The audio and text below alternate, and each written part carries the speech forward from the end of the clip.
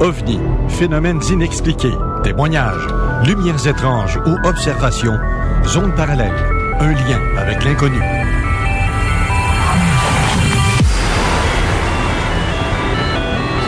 Visitez notre site web à l'adresse www.zoneparallèle.com.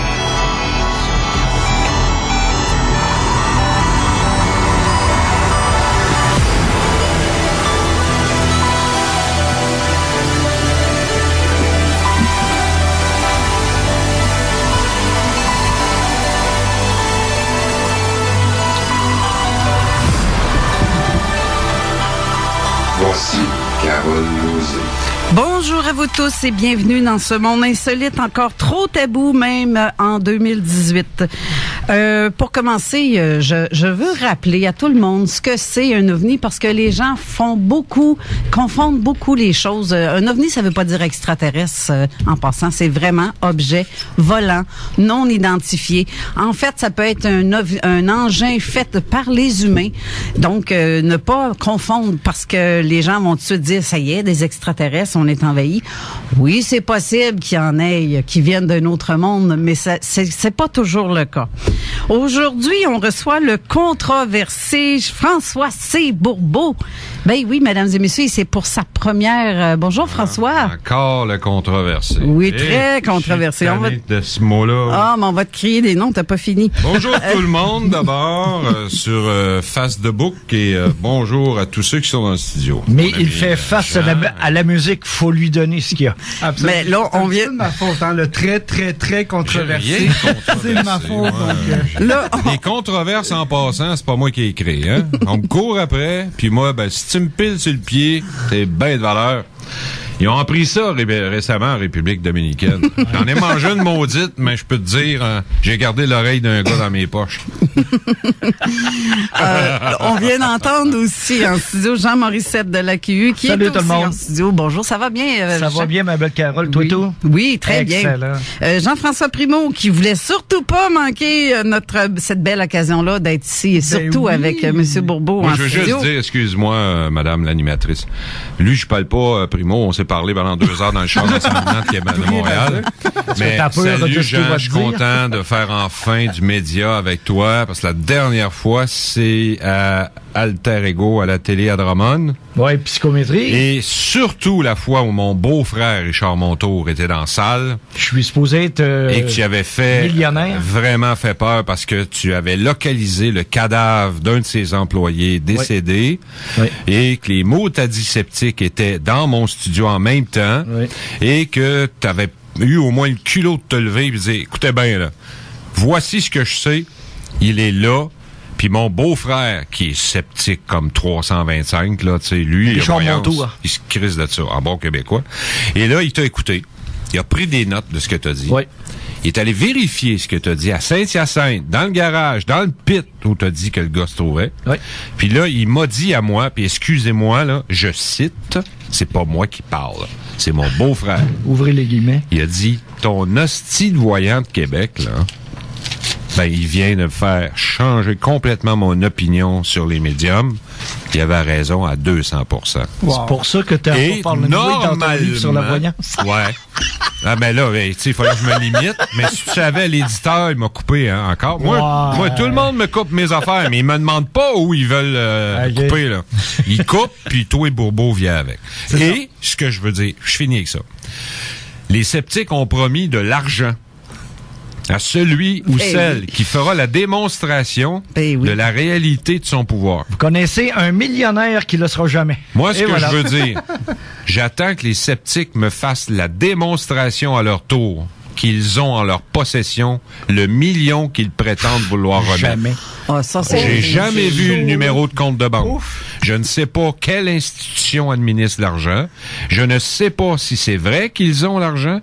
Et je mets en doute leur bonne foi quand ils affirment la posséder et qu'ils sont effectivement prêts à la remettre à la personne qui fera la dite démonstration. Parce que moi, j'affirme que dans le cadre de mon émission, Jean Morissette a fait la preuve que les dons paranormaux existent. 2 fois. Puis ils l'ont volé. parce qu'ils l'ont jamais payé. C'est ça que je voulais dire. Attends. J'ai plus rien à dire. Je m'en vais. Merci de l'invitation. Je m'en vais à Montréal. Comme Salut. on dit, jamais 203. Hein? Fait que pour le futur, Au nombre de fois Non, mais c'est ce que j'ai localisé, François, au nombre de fois ce que j'ai localisé des personnes disparues. Hey, on allait dans un bar, puis t'arrêtais pas de parler à du monde, puis lui dire plein d'affaires. Ou je suis médium, ou je suis un des pires tueurs en série, parce que je savais exactement où est-ce qu'il était. Ben ouais, c'est ça. C'est un des deux, là. Ben ouais. Moi, je suis très, très, très, très d'accord avec ce que tu choquant. mentionnes. Oui, c'est choquant. Oui. Parce que même moi, j'ai capté des engins qu'on sait pas d'où ça vient, on sait pas c'est quoi.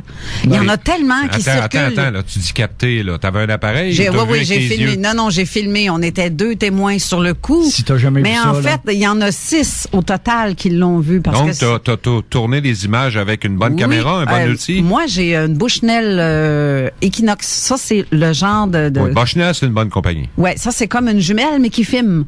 Okay. Et c'est en night vision. Et je l'ai filmé derrière chez nous en 2016. Depuis ce temps-là. Ah, c'est récent. Ouais, c'est quand même assez récent. C'est quelque chose à voir. C'est un alter, en fait. Puis sans bruit. Il te manque juste l'Ego Spiritus. Il semblait que ça sortirait. ça s'en venait, mesdames et messieurs. T'as dit ce nom-là, je l'ai pas choisi à la légère. Ah, je me doute. Mais c'est drôle parce que le fameux ovni que tu parles en forme d'alter, l'alter, oui. Bon, première des choses, il y a dans l'ouvrage du Garpan un ovni qui ressemble à une photo. Bon, on parle des catalogues de RR2. Attends. Et puis, il est dedans. Chacun son tour. 77, là. Oh boy. Dans le livre de Gigi et Lob, dans le premier qu'ils ont fait en BD, le dessin de l'alter est déjà dedans. Monte à la caméra. Ouais. Bon, ben, attends une Mais minute. Je vais aller à la dernière page. Non seulement ça, mais il en parle aussi dans les émissions du Bouffon, et ainsi de suite. Donc, c'est drôle de voir qu'un phénomène ovni comme ça prend différentes formes, est représenté à de nombreuses places et aussi dans le temps, hein, donc en dedans de 30 ans, on le revoit cette forme-là. Donc pour moi, je trouve ça vraiment fascinant de voir une observation. Ouais, c'est ça. Fascinant, pardon. Une observation de cette forme-là. En fait. Mais ce qui est drôle, c'est que je l'ai filmé environ 15 minutes de temps. C'est quelque chose. Et ça avançait, ça a fait du surplace. Oui, et ça a fait du surplace et ça. Mais moi, je veux savoir comment ça s'est fini. Comment ça a disparu à tes yeux, à toi? À mes yeux, c'est que ça a disparu parce qu'il y avait des arbres. Il y a des arbres qui se cachaient, qui me cachaient. Donc, c'est la végétation qui a fait que tu voyais plus rien. C'est ça. OK. Mais, regarde, on l'a vu, puis ça roulait à peu près. Je dis roule, ça avançait environ.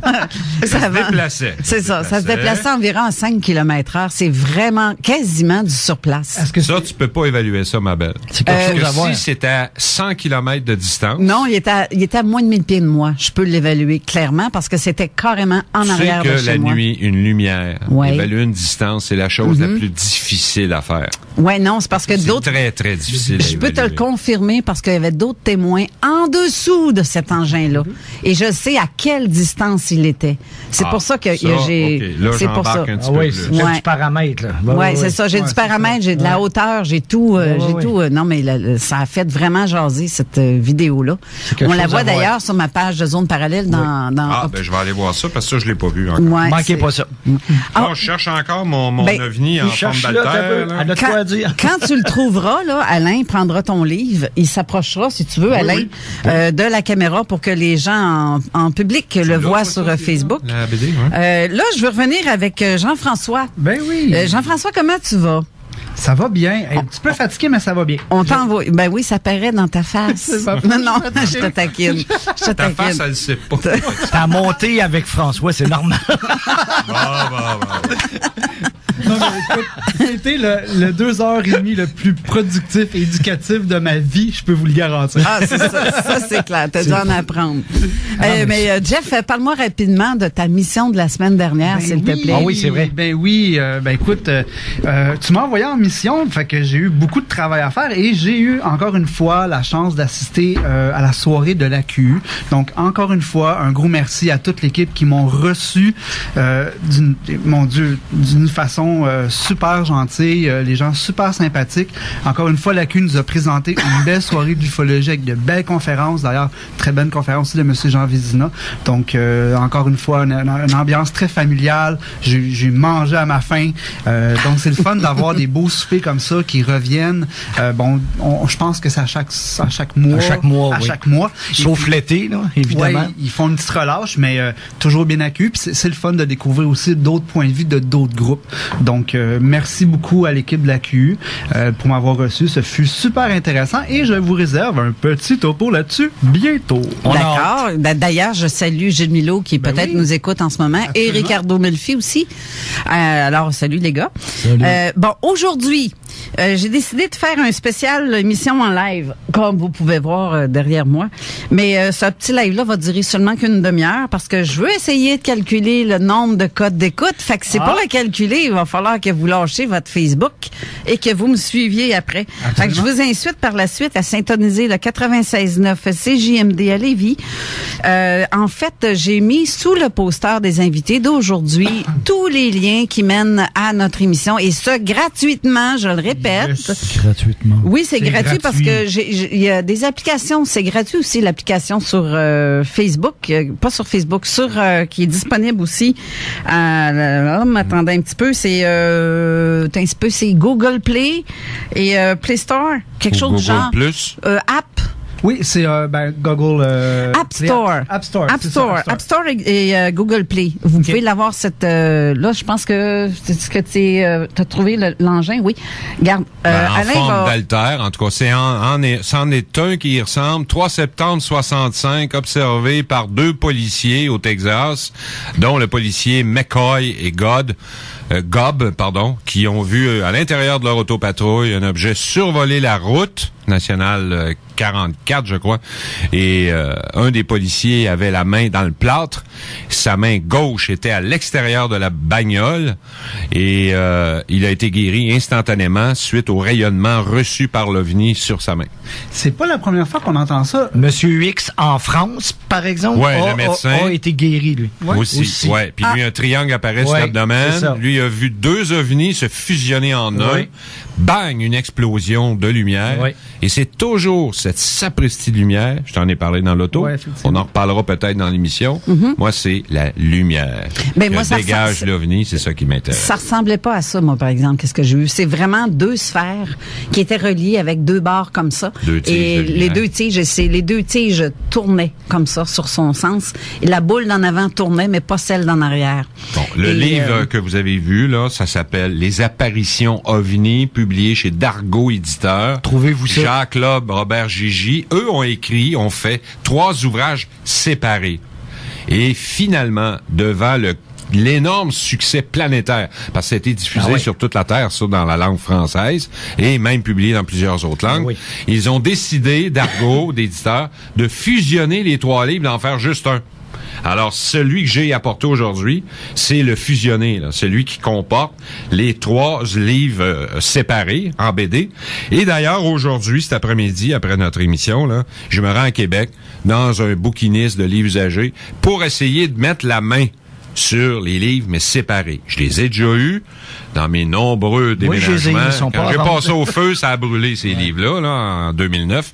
Et puis, je veux mettre la main sur les 3 séparés. Mais dans ces livres-là, en question séparés, t'as une place où il y a un cas où exactement l'OVNI dont parle Carole, que vous allez le retrouver. C'est pas une forme unique vue une fois sur la Terre que personne d'autre a vu, là. C'est ça que je voulais dire. Tu sais, c'est pas exclusif au Québec, là. Il n'y a pas un copyright là-dessus, là. Vu au Québec seulement. Là, pour revenir à ce que je parlais tantôt, les liens sont sur Facebook sous le poster qui annonce nos invités d'aujourd'hui. Tous les liens disponibles, soit par l'application, comme j'ai dit tantôt, App Store ou non Google Play. Vous avez aussi le lien pour télécharger les podcasts qui vont suivre tout de suite après l'émission. Ensuite, vous avez celui que vous pouvez regarder, écouter, c'est-à-dire en direct. Et ce n'est pas payant du tout parce que j'ai reçu plusieurs messages depuis plusieurs fois dans le fait que je reçois ça. On l'a fait demander, moi aussi. Coudonc, on ouvre ça puis ça dit qu'on doit payer. Non. Si vous faites ça, vous trouvez, changez de page, vous n'êtes pas sur la bonne place. En fait, c'est ça. Bref, je veux faire un petit topo aussi parce que on a beau jaser depuis le début de l'émission. Je n'ai pas encore présenté en fait François Bourbeau. Alors et voilà, t'as pas fini mon ami. Comme d'habitude. OK, Réseau OVNI Alerte. Tu as été bénévole, producteur, idéateur, animateur et recherchiste de tes émissions Sommes-nous vraiment seuls? Fusion Nouvelle Génération, puis en 90 Alter Ego et Alter Ego Spiritus. En 94. Diffusé par Cogeco. Ouais. Et t'es aussi auteur de quelques livres, Voyance, tout ce que vous devez savoir, qui a été publié en 2001. Tu vois, le livre Contact 158, publié en 1984.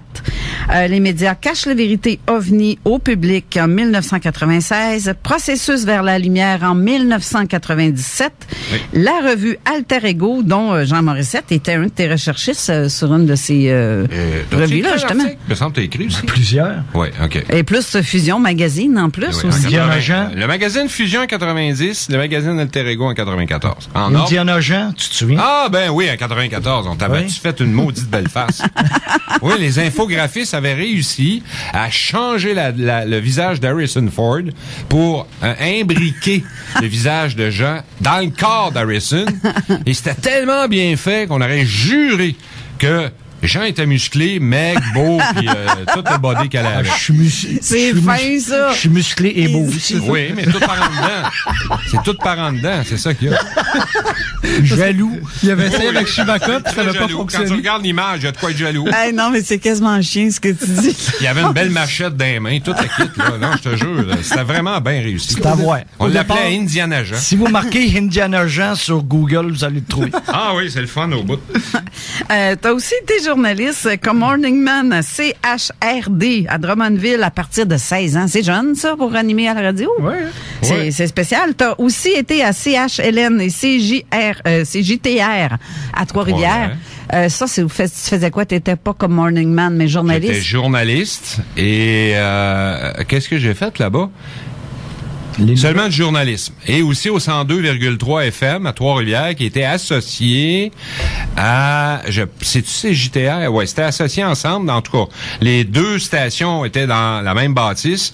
Donc, moi, il fallait que je lise le bulletin de nouvelles rapidement à CJTR 1140 et transférer de local dans la même bâtisse en courant pour ensuite aller faire le lead des nouvelles au FM pour 1 ou 2 minutes, là, puis revenir écouter dans la salle des nouvelles le compétiteur CHLN, parce que ça marchait toujours de même dans le temps. C'est moins comme ça aujourd'hui, mais ça s'espionne, hein. Dans le temps, là, les stations, tout le monde écoutait tout le monde. Puis là, ben, si quelqu'un parlait de quelque chose, un scandale, ben là, les boss rentraient en furie dans le local des nouvelles. Hey! Parlez pas encore de ça! Grouillez-vous le CUL, puis ah ouais, go! Je vais entendre parler de ça au prochain bulletin de nouvelles dans 1 heure. Fait que là, on se mettait sur le téléphone, bon, on partait. Okay. Tout le temps sur le roche, le cœur qui battait à 200 000 à l'heure, on vidait un silex de café en 6 heures, puis on prenait pas de pelule, on n'était pas nerveux, puis on était calme. Ah non, mais tes émissions, quand ça passait sur Vidéotron aussi, je regardais ça, c'est pas Télémag ou quelque chose du genre? Non, on était sur Vidéotron. Vidéotron, OK. Ouais. Parce que je me souviens, je les enregistrais, ces émissions-là, je trouvais ça intéressant. Je te trouvais tellement beau dans le temps. Ça a changé, oui, ça a changé. On a tout vieilli. Non, mais je te taquine. Sérieusement. Non, je trouvais que ton émission était quand même assez très intéressante. J'aimais ça, écouter ça, parce que j'avais déjà un intérêt. OK, on ne dira pas qu'on a quasiment la même âge. Fait que je peux pas dire... Je peux pas dire quand j'étais jeune, je t'écoutais, parce que ça marchera pas, là. On a quasiment même âge, mais t'as quand même commencé avant moi dans ce domaine-là pas mal, parce que... Moi, j'ai commencé à 16 ans à CKFL 1400, Lac-Mégantic, avec Michel Brochu, que j'ai vu récemment. Il est encore là, lui. OK. Oh boy. Ouais, il parle pas de 16 ans à Mégantic. OK, lui, il parle pas d'affaires bizarres. C'est pour ça qu'il est encore là. Non. C'est ça. C'est pour ça qu'il est encore là. animateur journaliste, mais suite à une observation d'OVNI à l'époque, ça c'est en 79, il y a eu un article dans le journal La Tribune de Sherbrooke, j'ai lu l'article et je me suis déplacé à Mégantic et pour retrouver d'autres témoins du même cas, j'ai appelé ce gars-là, j'ai dit, ça te tenterait-tu de faire une émission de 15 minutes à ta station pour aviser tout le monde dans ta ville de m'appeler ou de se signaler, je vais rester à sa station, donne ton numéro, puis je vais aller les rencontrer.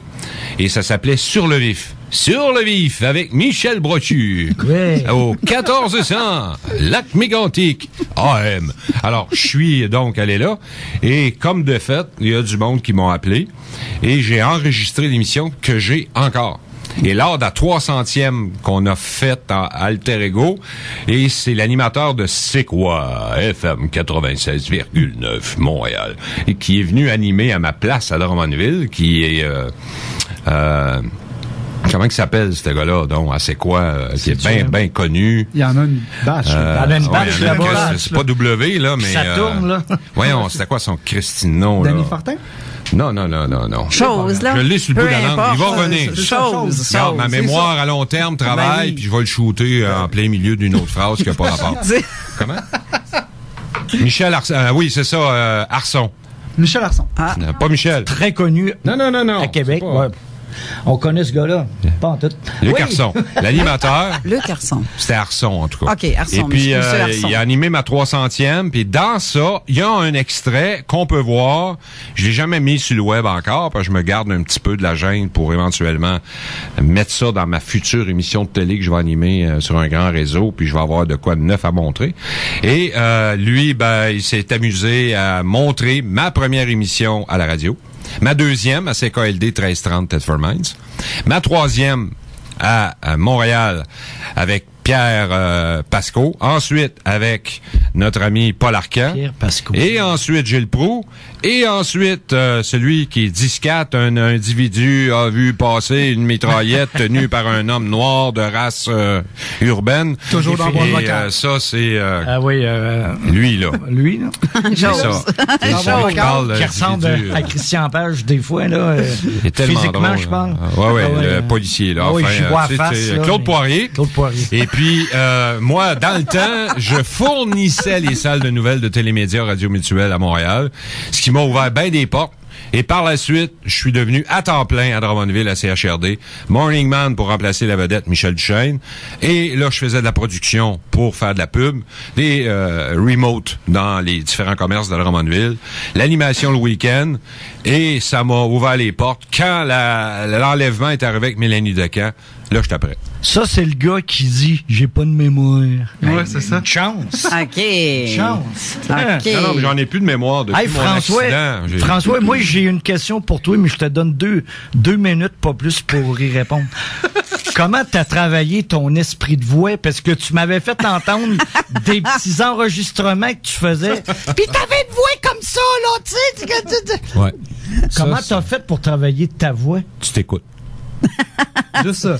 Non, mais moi, quand on s'est s'est... dit dans l'auto tantôt, le meilleur moyen pour s'améliorer en communication, c'est de s'enregistrer et de se regarder. Écoutez, là, tu regardes un show de télé, puis regardez les vedettes à Montréal. Qu'est-ce qu'ils disent? Ah, moi, j'aime pas ça me regarder, puis j'aime pas ça me visionner, puis j'aime pas ça me voir, je m'haïs, puis j'aime... Erreur. Moi, quand j'ai commencé à la télévision à Drummondville, j'enregistrais les émissions, je les regardais 7, 8, 10 fois.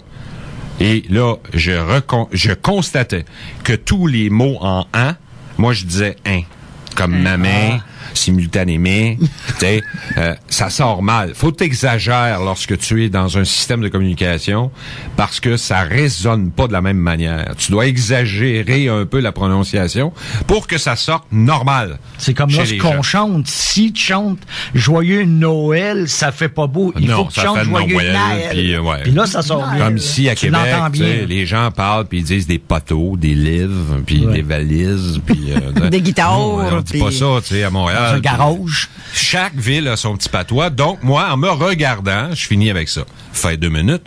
Et en m'écoutant, je me suis corrigé. C'est le seul truc. Puis, je me suis haï pendant 5 ans. Puis, à 6e année, j'ai commencé à m'aimer parce que là, je constatais que je finissais mes phrases. je finissais mes idées dans la même phrase. Et j'avais le défaut de questionner mes gens. La question durait 4 minutes. Puis dans la question, j'avais fourni 3 réponses. Alors que à la fin, mes questions duraient 2 secondes, 3 quarts, puis il n'y avait pas de réponse. D'accord, bravo. Ça a fait 2 minutes pile. Chronométrique. Okay. Mais moi, j'en ai une pour toi, juste 30 secondes. Vas-y. J'ai regardé ton Hall of Fame sur Facebook avec tout ce que tu as accompli en termes d'images là, dans toutes ces années-là.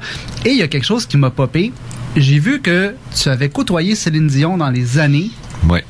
En 1990. Est-ce que tu as posé la question, est-ce que tu crois à quelque chose de paranormal? Bien sûr, j'ai fait une entrevue avec elle. OK. Quelle a été sa réponse? Elle m'a dit que une de ses sœurs la tire aux cartes régulièrement. Ah, okay. Oui. Et moi, je lui ai annoncé que elle allait réussir à partir du moment où elle perçait aux États-Unis. Oh. Et elle m'a annoncé qu'elle allait aux États-Unis dans 3 mois passer à Johnny Carson. OK. Et moi, j'ai dit, fais attention, tout ce qui monte redescend. Puis ton mari, probablement, il va passer proche de la mort. Et son cancer de la gorge a été déclaré 1 semaine après le passage à Johnny Carson. Quand même. Donc. Et là, elle m'a regardé, puis elle a dit, arrête, là, tu me fais peur. Ben, je dis, le but d'avertir les gens, c'est pas de leur faire peur, c'est de les aviser pour qu'ils prennent les bonnes décisions maintenant afin d'éviter que ce soit pire lorsque ça arrivera. Attends. Ça, là, ce que tu dis là, ouais. C'est toi qui as eu ces feelings-là? Oui. C'est toi qui as eu, donc, un petit côté médiumnique. À quelque part. Pourquoi tu penses que j'ai écrit la voyance? De sa grand-mère. Ben, lui, il est au courant, là, parce qu'il est venu chez moi souvent. Ben, ça, j'ai vu ton histoire, j'avoue que j'ai triché un peu. Ma grand-mère m'a initié à tout ça quand j'étais très jeune, parce que je dormais dans la même chambre qu'elle. C'est moi qui la promenais en chaise roulante. C'est moi qui l'amenais à la toilette pour qu'elle se vide de ses intestins. Elle avait un cancer. Je te comprends. Le médecin, dans les années 70, lui a proposé un traitement. Elle a eu comme réponse, mon maudit barbu, t'es comme un FLQ, jamais tu vas me toucher au corps.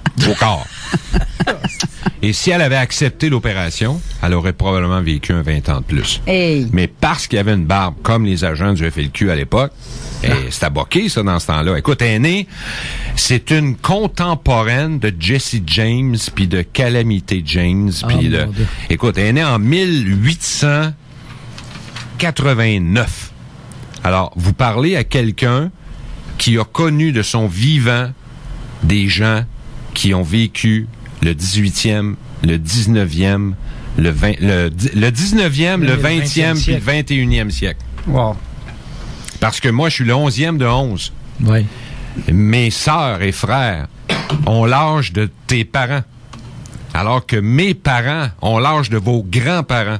Fait que je suis ni classable dans les boomers, parce que je suis né en 62, puis je suis pas non plus un X, parce que je suis né de parents qui, eux, sont nés à la Première Guerre mondiale. C'est ça.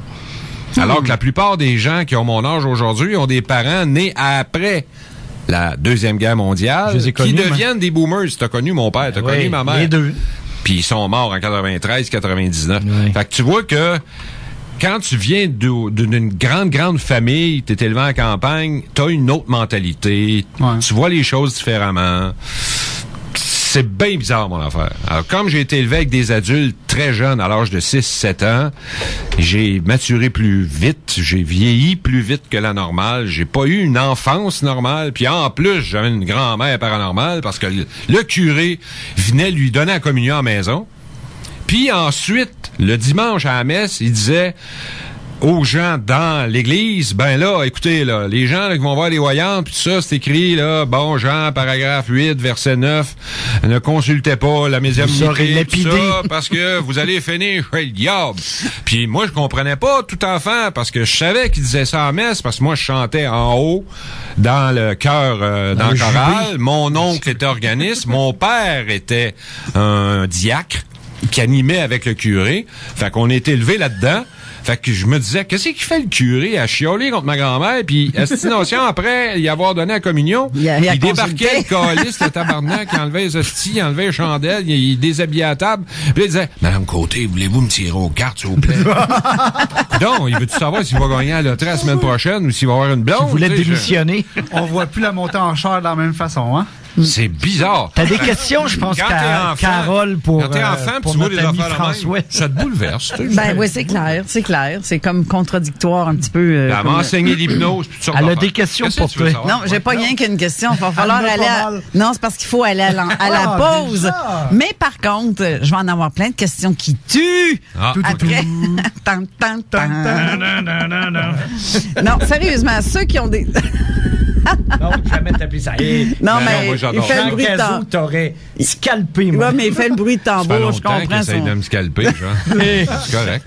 Regardez, là, je veux vous dire, ceux qui ont des questions à poser ici aux personnes en studio, donc soit à Jean Morissette ou à François Sébourbeau ou à Jean-François ou à moi-même, peu importe, si vous avez des questions à nous poser, vous pouvez le faire sur le texto à 581-500-1196. Je répète, le 581-500-1196. Et je vous rappelle que ceux qui ont aussi des questions et qui n'ont pas de texto, qui sont pas capables de parler sur texto. Avez-vous un téléphone ici? Ben oui, mais c'est parce que je ne prends pas d'appel aujourd'hui parce qu'on sera pas capable, on n'aura pas le temps. Non, mais François. Moi j'adore les lignes ouvertes. Prends-y 2 minutes, tu parles tout le temps. Ben, moi, me fermer la boîte. Puis moi, écouter. Impossible. Regarde, là, vous partez encore des fausses rumeurs sur la personne. Ben non, mais tu parles. Quand on est dans les médias, faut bien parler. Qu'est-ce que tu veux? Ben veux-tu que je vienne ici et je fasse le là, c'est elle là, qui mène. Là. Non, on fait ça une affaire. Ouais, moi, je propose de quoi? C'est toi qui... C'est ton show sur le bateau, là. Mais s'ils sont gentils, on prend peut-être 1 ou 2 appels. C'est parce que le problème est que j'ai tellement de questions à poser à François, c'est qu'il y aura pas... Oui, je suis égoïste. Pense aux auditeurs. Oui, non, je suis égo, ben oui. Non, c'est ça, il y a l'autre qui parle, toi. C'est ça. Excuse-moi. Hey, ceux qui sont sur Facebook... Salutations en passant. Là, il vous reste quelques secondes avant de nous quitter parce que je vais fermer mon Facebook en ce moment. Tout de suite pendant la pause. Alors, je vous redirige donc sur le site, ceux qui veulent l'écouter en direct, ou sur votre propre radio pour les gens de Québec ou Lévis ou les environs, ceux qui sont proches. Je sais que dans les voitures, on l'entend très bien. Ça dépend de l'endroit où vous vous situez.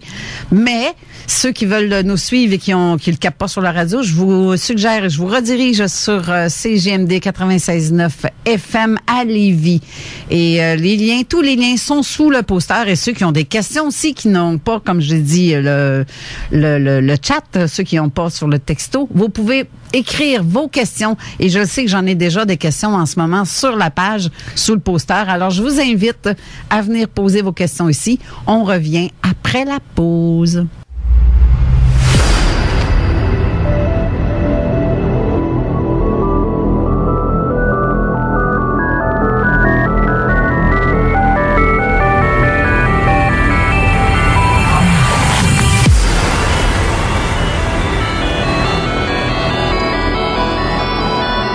Ça irait mieux si j'ouvrirais mon micro.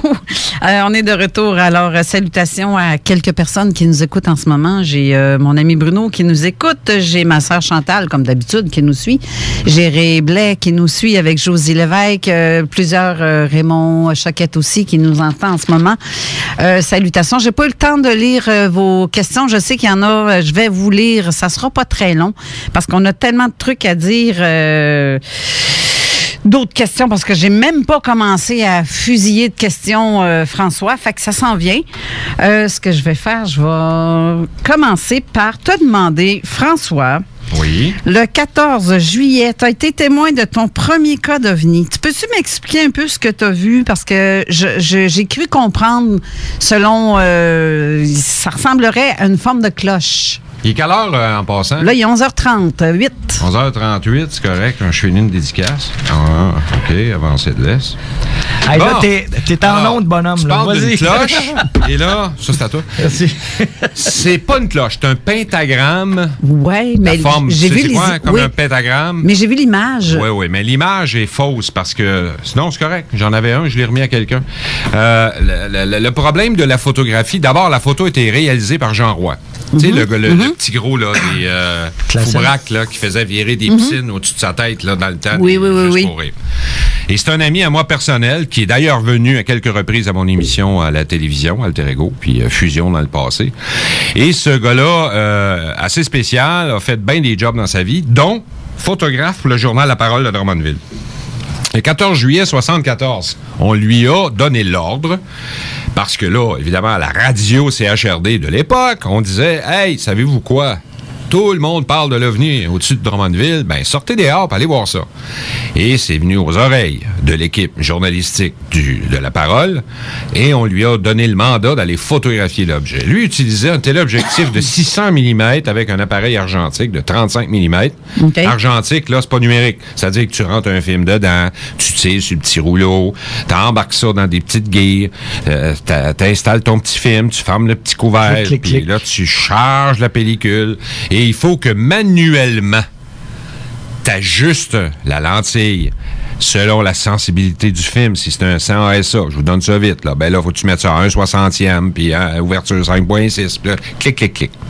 Le problème, c'est que lui, s'il ajuste mal tout ça, puis il se fie seulement à l'aiguille en dedans. Vous savez, ceux qui ont déjà fait de la photo avec les argentiques, une aiguille sur le plus puis le moins.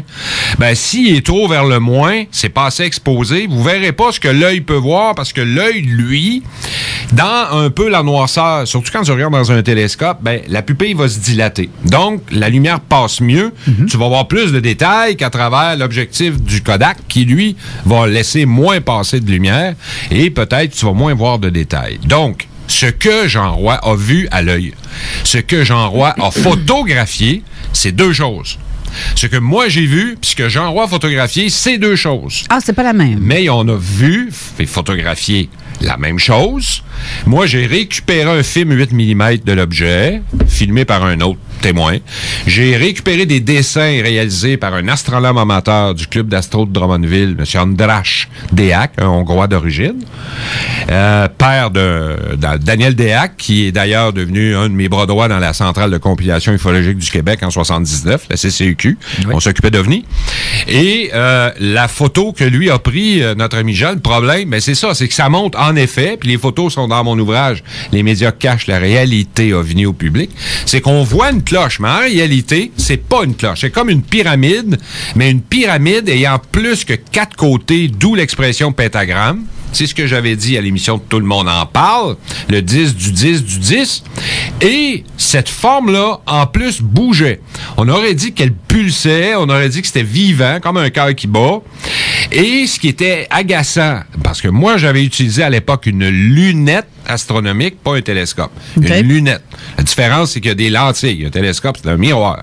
Moi, j'avais des lentilles, j'ai grossi ça avec un bon oculaire, et j'avais l'impression que le devant se poussait dans l'arrière, puis que le derrière de ça revenait en avant, puis ça avait de l'air à s'interpénétrer constamment, dans tout le temps, le même mouvement à la même vitesse. Puis ça jouait dans toutes les couleurs du spectre. Ouais. Alors, c'est ça, moi, qui m'a impressionné. Parce que ce qu'on voit dans ton livre, oui. Justement, c'est parce que... malheureusement noir et blanc. Là. Ça ici, oui, mais par contre, j'ai des témoins qui affirment avoir vu vraiment ce truc-là. Ça ressemble à une cloche. Il y a eu plein de témoins, ça, en 74, dans toute la province. Après. Et ça a été aux États-Unis aussi. Oui. On voit sur l'émission de... Comment est-ce qu'il s'appelle, non? L'émission à CNN. Mysteries. Sighting. Je m'en souviens pas comment est-ce qu'il s'appelle, l'animateur. Il y a un pilote scandinave qui l'a vu à 33 000 pieds au-dessus de Victoriaville. J'ai retrouvé son dossier. Ils ont mis justement ça, le lien à l'émission de ce que je parle. Carson? Non, comment est-ce qu'il s'appelle? Arson? Non, je m'en souviens pas du nom. Non. Je m'en souviens pas de son prénom, en tout cas, de son nom, à cet animateur-là. Mais ils font souvent, à cette émission-là, le monsieur, il y a souvent des personnes qui viennent de l'armée ou anciens militaires ou des enquêteurs. C'est des anciens. Parce que dans l'armée, tu n'as pas le droit de parler. Non, tu peux être à la retraite, puis tes pensions, puis tout ce qui vient avec. 10 000 piastres. Ah ouais. C'est ça. Mais ça, sauf que la même affaire, j'ai une témoin qui a vu ça dans ma région et elle parlait de petites boules lumineuses tout le tour qui fait le tour du chapeau au-dessus et il y a une bande en bas. Mais moi, ça clignotait comme ça tout le temps. C'était vivant, ça bougeait. Ouais. Pareil comme ce que j'ai vu en 2001 près de l'aéroport d'Orval. Et ça, je suis content de ce cas-là. C'est juste avant le crash d'un tour jumelle des avions. Et c'est l'armée qui m'a téléphoné. C'est l'armée qui m'a donné le nom du témoin qui venait de communiquer avec elle. Et en plus, c'est l'armée qui m'a dit de me rendre sur les lieux pour enquêter le cas, pour satisfaire un témoin qui avait besoin d'explications. Tu dis que l'armée t'a demandé d'y aller? Je fais pas rien que le dire, j'ai enregistré les conversations. Fait que les gens qui prétendent que l'armée cache tout, puis que l'armée c'est tout, puis que l'armée dit pas la vérité au public, m'excuse. Moi, je le sais, j'arrête pas de me casser la tête en 8 pour le faire comprendre au public. L'armée cache rien, l'armée c'est rien. Ils comprennent pas. Ils ont des meilleurs outils que moi pour étudier les ovnis, mais ils savent pas plus que moi quelle est la nature et l'origine des ovnis. Ben, c'est sûr que quand tu regardes l'armée... Arrêtez de répéter que l'armée, c'est tout. Voyons. Non, l'armée ne sait pas tout parce que de toute façon, le soldat, là, il n'est pas au courant, lui, des dossiers X ou peu importe. Ou, tous ceux qui font du terrain ne sont pas tous au courant de ça parce qu'il y a comme une portion spéciale pour ça. C'est le comité de contre-ingérence des Forces armées canadiennes qui sont installées, encore une fois, à 16 km à l'ouest d'Ottawa, au centre d'écoute électronique, Shirley's Bay. C'est eux qui écoutent actuellement par le programme Échelon tout ce qui se fait sur fax, courriel, cellulaire. Ils écoutent tout, même sur Internet.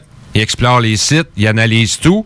J'ai même des prises de capture d'écran de mon site. Même Jean les a pognés aussi. Il a fait des captures d'écran, Jean Cazot. Moi, j'ai les captures d'écran, où je vois partout les militaires où est-ce qu'ils sont venus espionner mon site. Ils nous écoutent présentement, là. Probablement. Tout ce qui parle OVNI au pays, ils écoutent. Pourquoi? Pour voir si on parle des mêmes dossiers qu'eux possèdent ou si on parle de dossiers qu'eux ne possèdent pas. Parce que eux, ce qui les achale, c'est qu'un kidam, un petit fatigant, là, un petit bleu, un pousseux en quelque part, qui pourrait détenir le dossier par excellence avant eux, ça les dérange. Ça fait des années que je le dis, que l'on est surécoute. Le monde, il nous traite de paranoïaque, non? Il écoute tout le monde. C'est ça. C'est le projet Échelon, ça. C'est ça. Si je peux me permettre. Oui. Je vais te revenir sur mon ovni de 74, Carole, tantôt. OK. Et François va pouvoir le confirmer. J'ai développé avec le temps une bonne relation avec François et je me suis rendu chez lui et je vous le jure, j'étais dans la cuisine, le téléphone a sonné et je vous le jure, c'est l'armée qui a appelé. J'étais là, j'étais témoin, je l'ai vu, je l'ai entendu, que les deux bras m'ont coupé. Mais ils ont appelé pourquoi? Ouais. Ah, c'est pour un cas.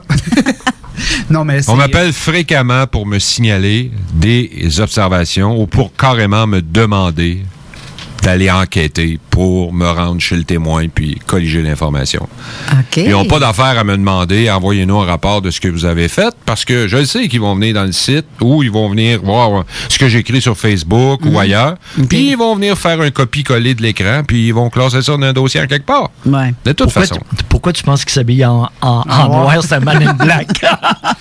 C'est pour faire de la désinformation. Oh, t'es un traître! Il joue sur les deux plans.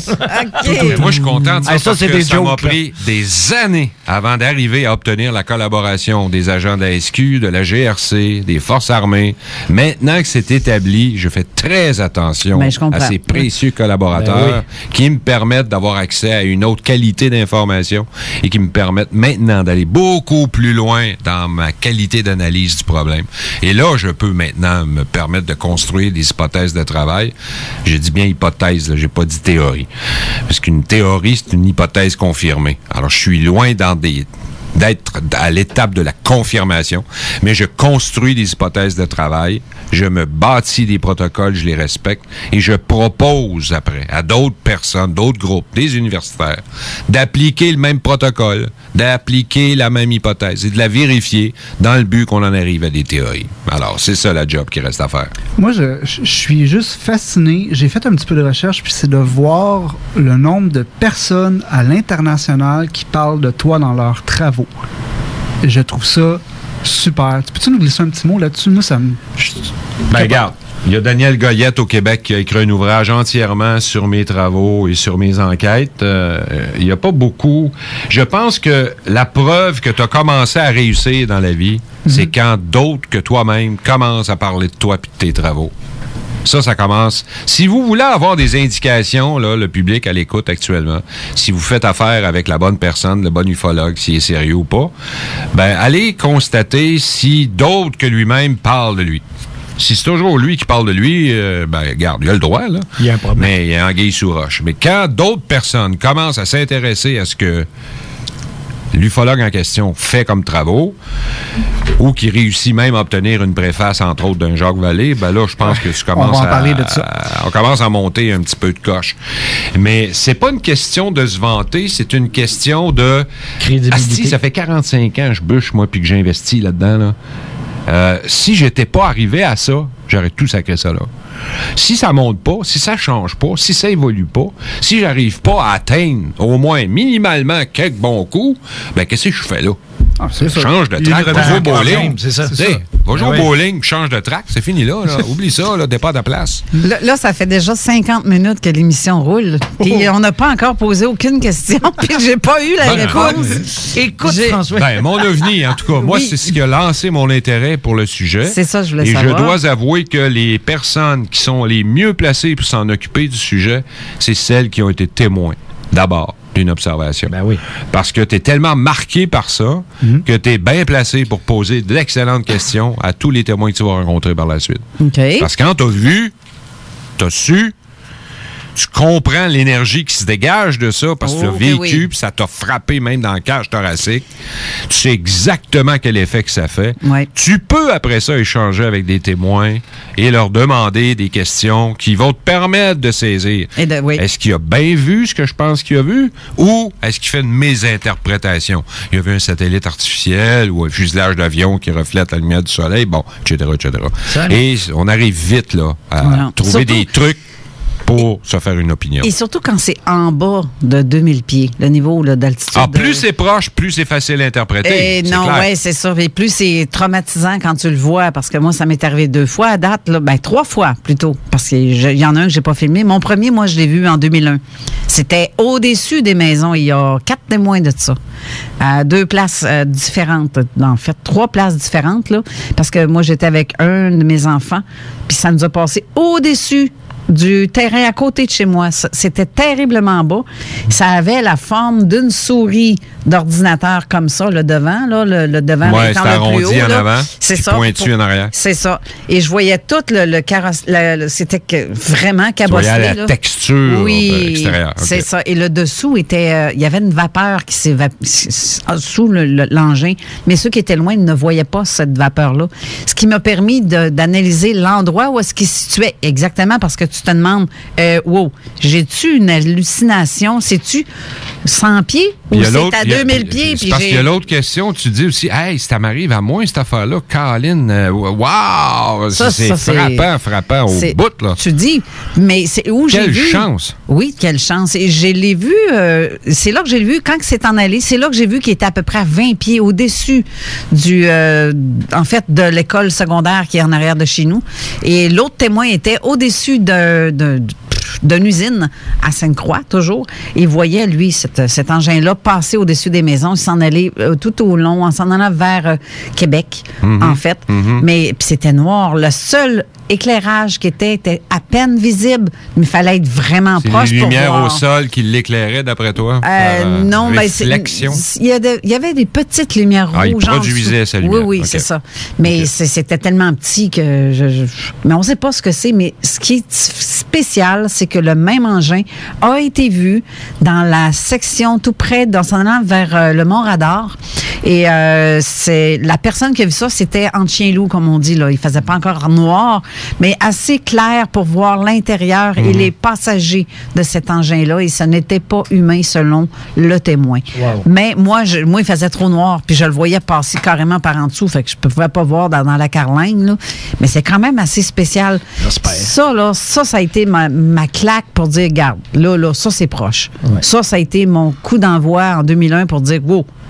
Mais ça a été long avant que j'en parle vraiment beaucoup. J'en ai parlé, je me suis fait traiter de folle. Voyons, ça devait être ci ou ça. Mais quand ça roule à même pas 5 km/h en avant de toi, là, c'est spécial. C'est spécial. C'est tant clair. Que tu le vois pas, tu peux pas le croire. Non, c'est ça. Tu peux pas. C'est ça. Puis les gens, n'importe qui n'a pas été témoin de ça, vont toujours dire... Ils vont toujours argumenter. Exactement. Puis ça m'a comme fait taire jusqu'en 2013. Mais ce qui est amusant aussi, c'est que la plupart des gens qui envoient, généralement, n'y croient pas, ne s'intéressent pas à ça, se foutent de ça, puis un moment donné, bang, ça leur arrive. Exact. Là, c'est la panique.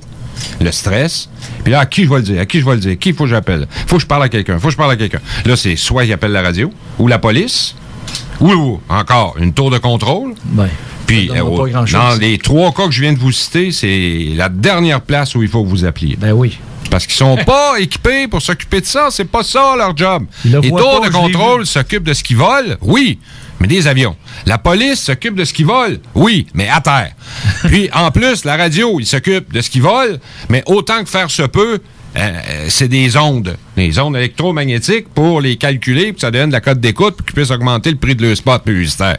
Alors, si vous voulez parler à la bonne personne, ben, contactez un organisme ou un enquêteur privé qui, lui, s'intéresse exclusivement à la question ufologique et qui veut faire des enquêtes pour faire avancer puis progresser notre compréhension du problème OVNI dans le but d'identifier 2 questions.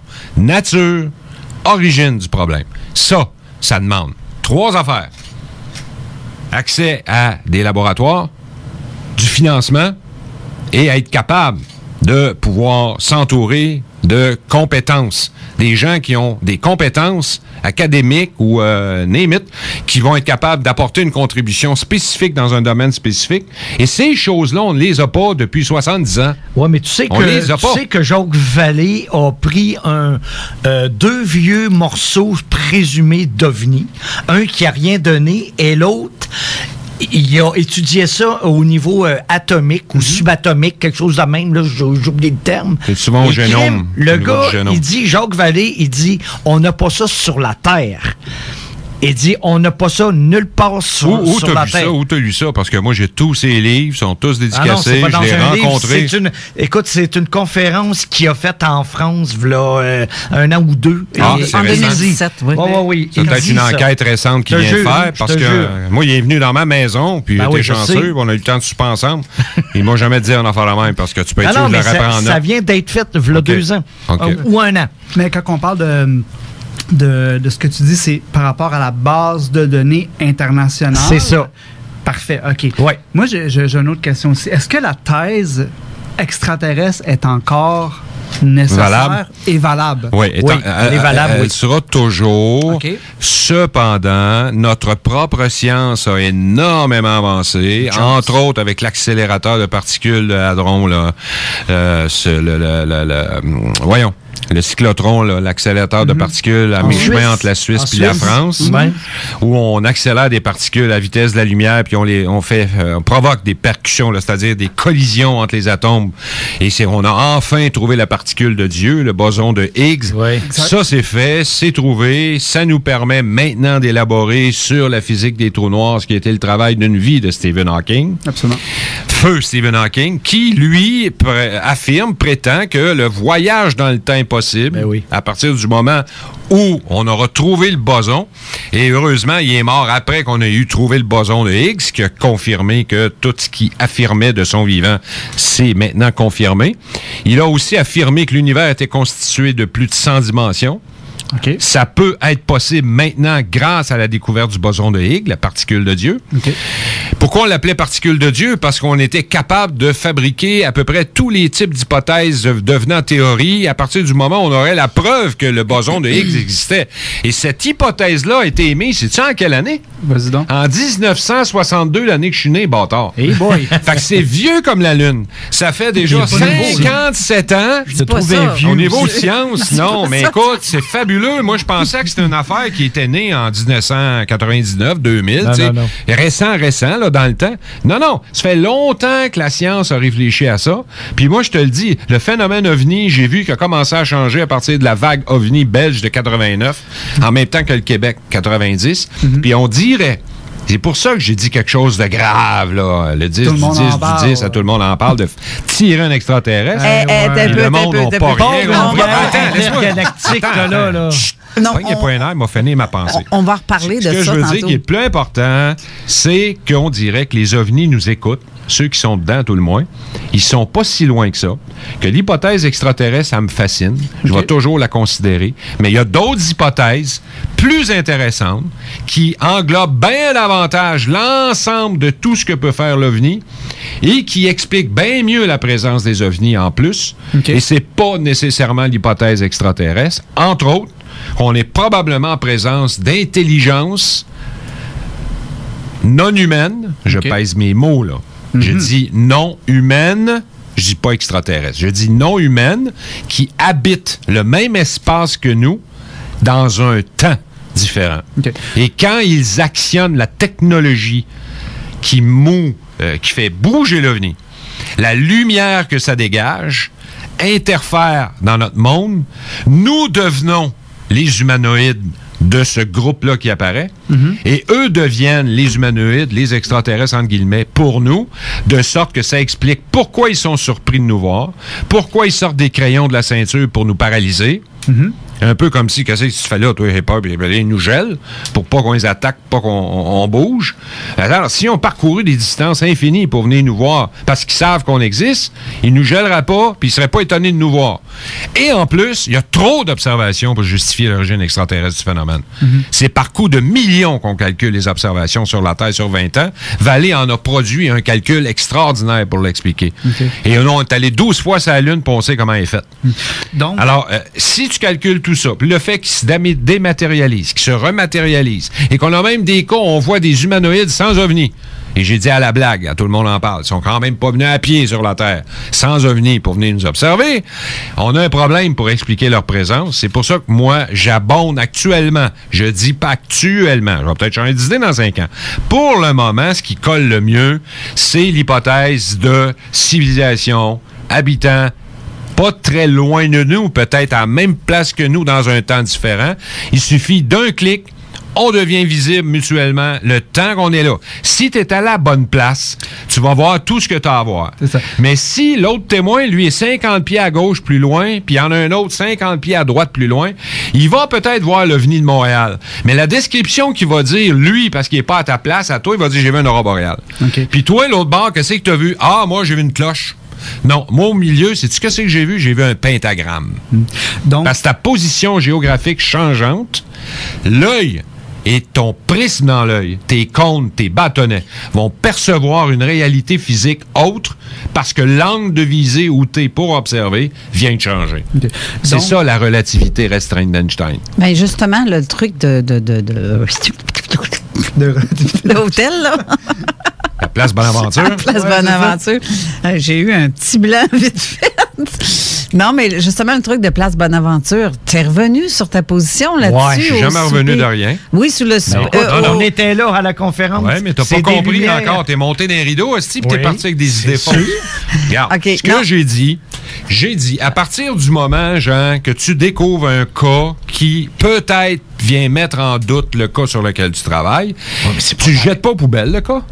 Tu es obligé d'en tenir compte. Attends un peu, François. Est-ce que tu as entendu le reportage que j'ai fait ici qui prouve que l'OVNI de Montréal, tout le monde commence avec la sacrée photo du journaliste et après. Pas vrai, l'objet a été vu pendant 2h30 avant. J'étais là, j'ai parlé avec l'agent de sécurité. Pendant 2h30 avant. Il l'a vu au-dessus de l'hôtel, au-dessus de, voyons, la chose de calcul, là, puis mathématiques. La bourse, l'hôtel de la bourse. L'objet. Non. Il a vu quelque chose dans le ciel qui bougeait de la même manière que la photo que j'ai au-dessus du casino. Si tu l'as bien regardé, c'est un objet. Oui. Oui. Ça a l'air carrément de la même maudite affaire. Puis il n'y a personne qui a été capable de me prouver que cette soirée-là, sur le fleuve ou proche des quais, il n'y avait pas un bateau sur l'eau en train d'allumer un super spot qui aurait pu, comme au casino, projeter dans le ciel une lumière qui aurait pu provoquer ce genre d'éclairage de la même manière que j'ai pu prouver le même type d'éclairage que l'on a vu au casino de Montréal. On va se battre à mort là-dedans parce que l'objet a été vu avant le nuage pendant 2h30. Puis qu'est-ce que 2h30. Le bateau, à quelle vitesse ça bouge quand ça arrive dans le port de Montréal? François, il peut être là pendant 8 heures, le bateau. Tu ne comprends pas, là. Il faut pas prendre en considération les témoins parce que moi, j'en ai reçu un ici, un témoin qui a justement, lui, il l'a suivi. Il l'a suivi, puis il a un temps manquant de 4 heures en plus. Ah oui. Parce qu'à partir de 11 heures le soir... Regarde, là, ça passe les fabulations, non, mais c'était... Là, il y en a même qui m'ont dit que c'est allé jusqu'à la base militaire de Longue-Pointe, puis c'était le même OVNI que Bonaventure. Non, François, je pars du rapport de... Non. Attends, je pars du rapport de police. Pendant 2h30, ce qui était gros j'ai tous les rapports de police, Jean. J'ai tous les dossiers, patins. François, c'est grand comme 5 terrains de football avant qu'il soit dans le nuage que le monde y voit ça. C'est ça que t'appelles un reflet de lumière. Ça n'a pas d'importance, la dimension. Ça n'a pas d'importance. Qu'il y ait 10 fois la longueur d'un terrain de football, tout est possible en fonction de la position matérielle. Toi, tu t'inscris d'un processus de croyance. Moi, je m'inscris dans un processus de vérification. Je veux la vérité, je veux pas avoir raison. Et quand je découvre un élément qui me démontre qu'il y a place au doute, je respecte la position du doute et je l'applique. Je ne le jetterai pas aux poubelles pour te faire plaisir, pour te dire... C'est parce que François, tu pars à partir de la photo. Non, je pars pas de la photo.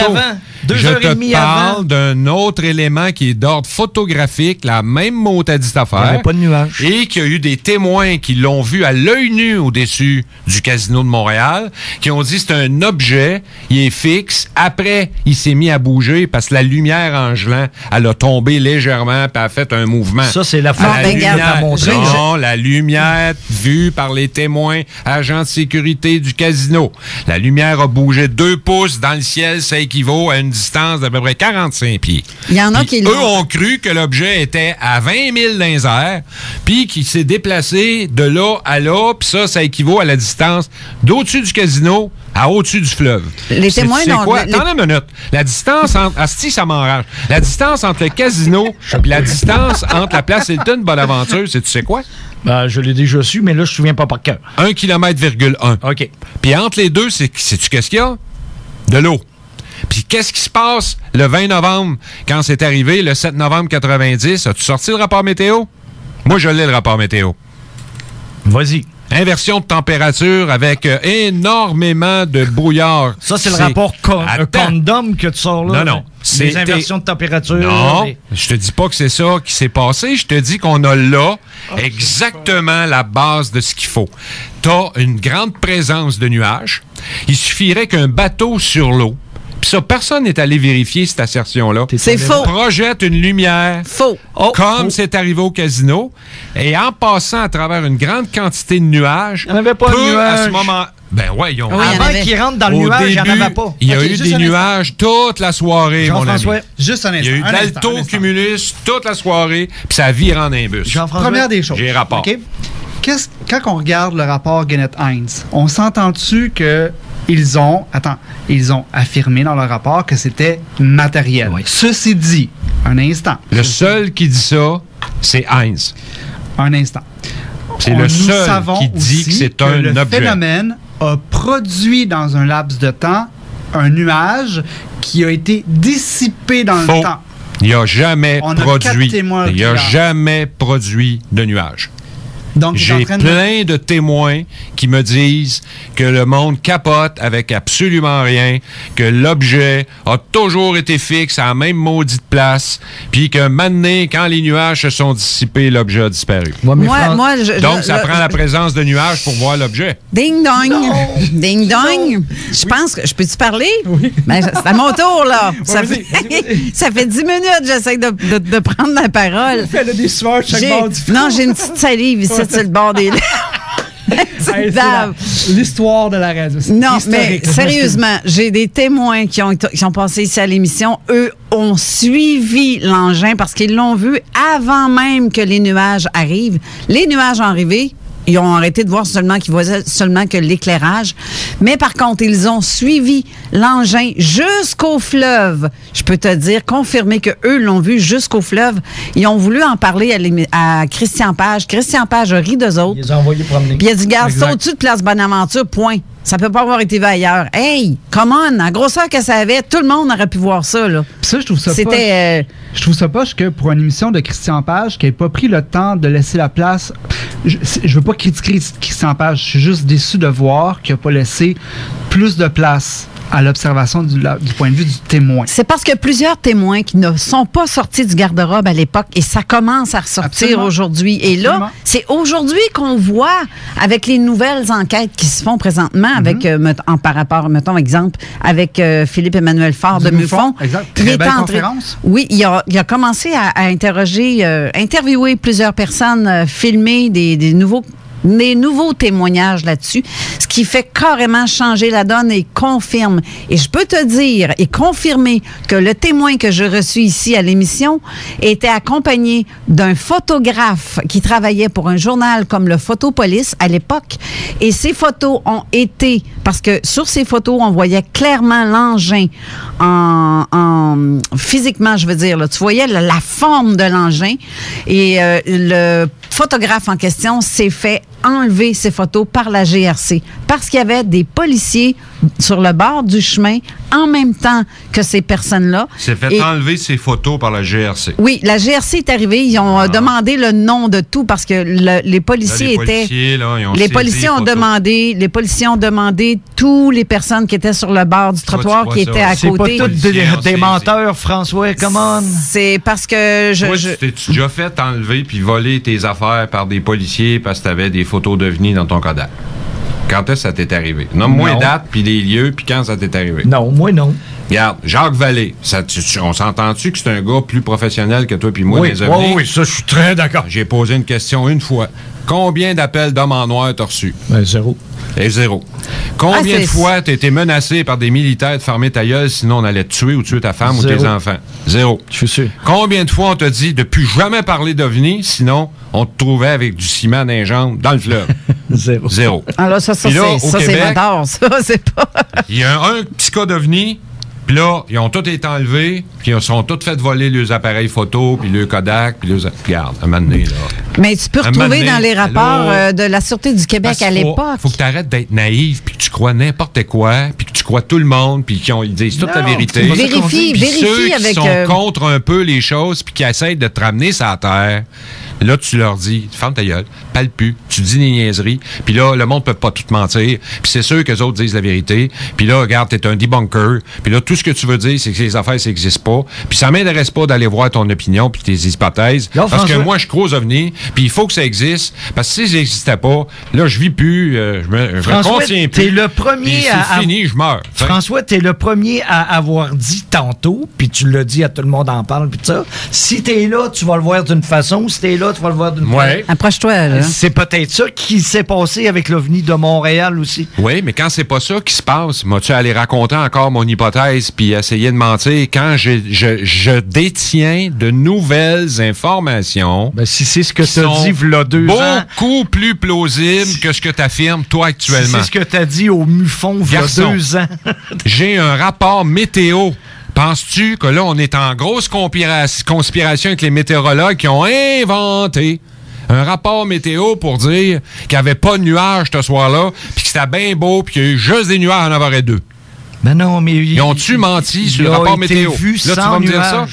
Oui. Mais moi, je te dis que j'ai le rapport météo. Qu'est-ce que tu veux que je te dise? Qui t'ont dit qu'il y avait des nuages toute la soirée. Je te dis pas que c'était bloqué à 10 sur 10, Jean. Je te dis qu'il y avait des nuages à 4 sur 10 dans le ciel, des altocumulus, et que par la suite, les nimbus se sont présentés. Et en présence de nimbus, le ciel est bouché à 10 sur 10. C'est bizarre que j'ai le rapport météo. Moi, j'ai le rapport de police du gars qui dit que pendant 2h30, il n'y avait pas de nuages, mais qu'il le voyait. Ben, le gars se plante. C'est le policier. Le gars se plante. Ben, il se plante. Tous les témoins. Tu penses qu'un policier, ça se As-tu trompe compté jamais? le nombre de fois qu'ils disent objet dans ce rapport-là? Je m'en sac ce qu'ils disent. 21 fois. La vérité qui parle vraiment, c'est le radar. Le radar, lui, là, il croit pas à rien. Il regarde, puis ce qu'il voit, ben, il te le traduit par des chiffres, puis des 0 puis des 1. Ça m'emmène à quelque chose. Vas-y, Jean-François, on va lui donner une chance. En 2005, à l'émission Poussière d'étoiles avec Patrick Tremblay, tu parlais du projet Colorado et comment que le projet avait été bâclé. Est-ce que tu peux peut-être nous aiguiller là-dessus? Puis pourquoi que tu trouves que c'était tellement bâclé, un programme de recherche comme ça? Là-dessus, attendez 2 instants. Vous allez tout essayer la petite bave que vous avez sur le bord de votre bouche. Moi, je suis pas choqué. Non. Je pense qu'on parle fort, on est choqué. Non, mais c'est parce qu'il faut qu'on aille à la pause. Allez-y. C'est bête, fait que c'est ça. On vient après la pause. Après ça, on parlera de ma conférence. Exact. Ben, on va parler de plein d'autres choses aussi. Fait on que... n'aura plus le temps, tu vas me dire. Ben là, il reste 45 minutes. Ça fait 2 heures. Adieu. C'est une entrevue historique. Et ça va vite. Et je peux vous dire que ça va très vite. Il reste 45 minutes à l'émission. On va fumer. Salut. Bye. À tantôt. Non, gardez la pause. On revient tout de suite après.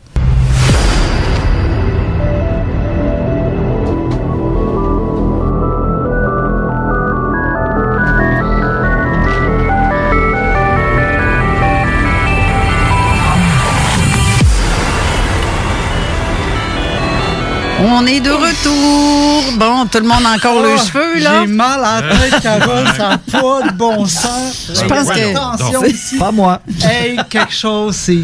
non, c'est assez spécial. J'avoue que...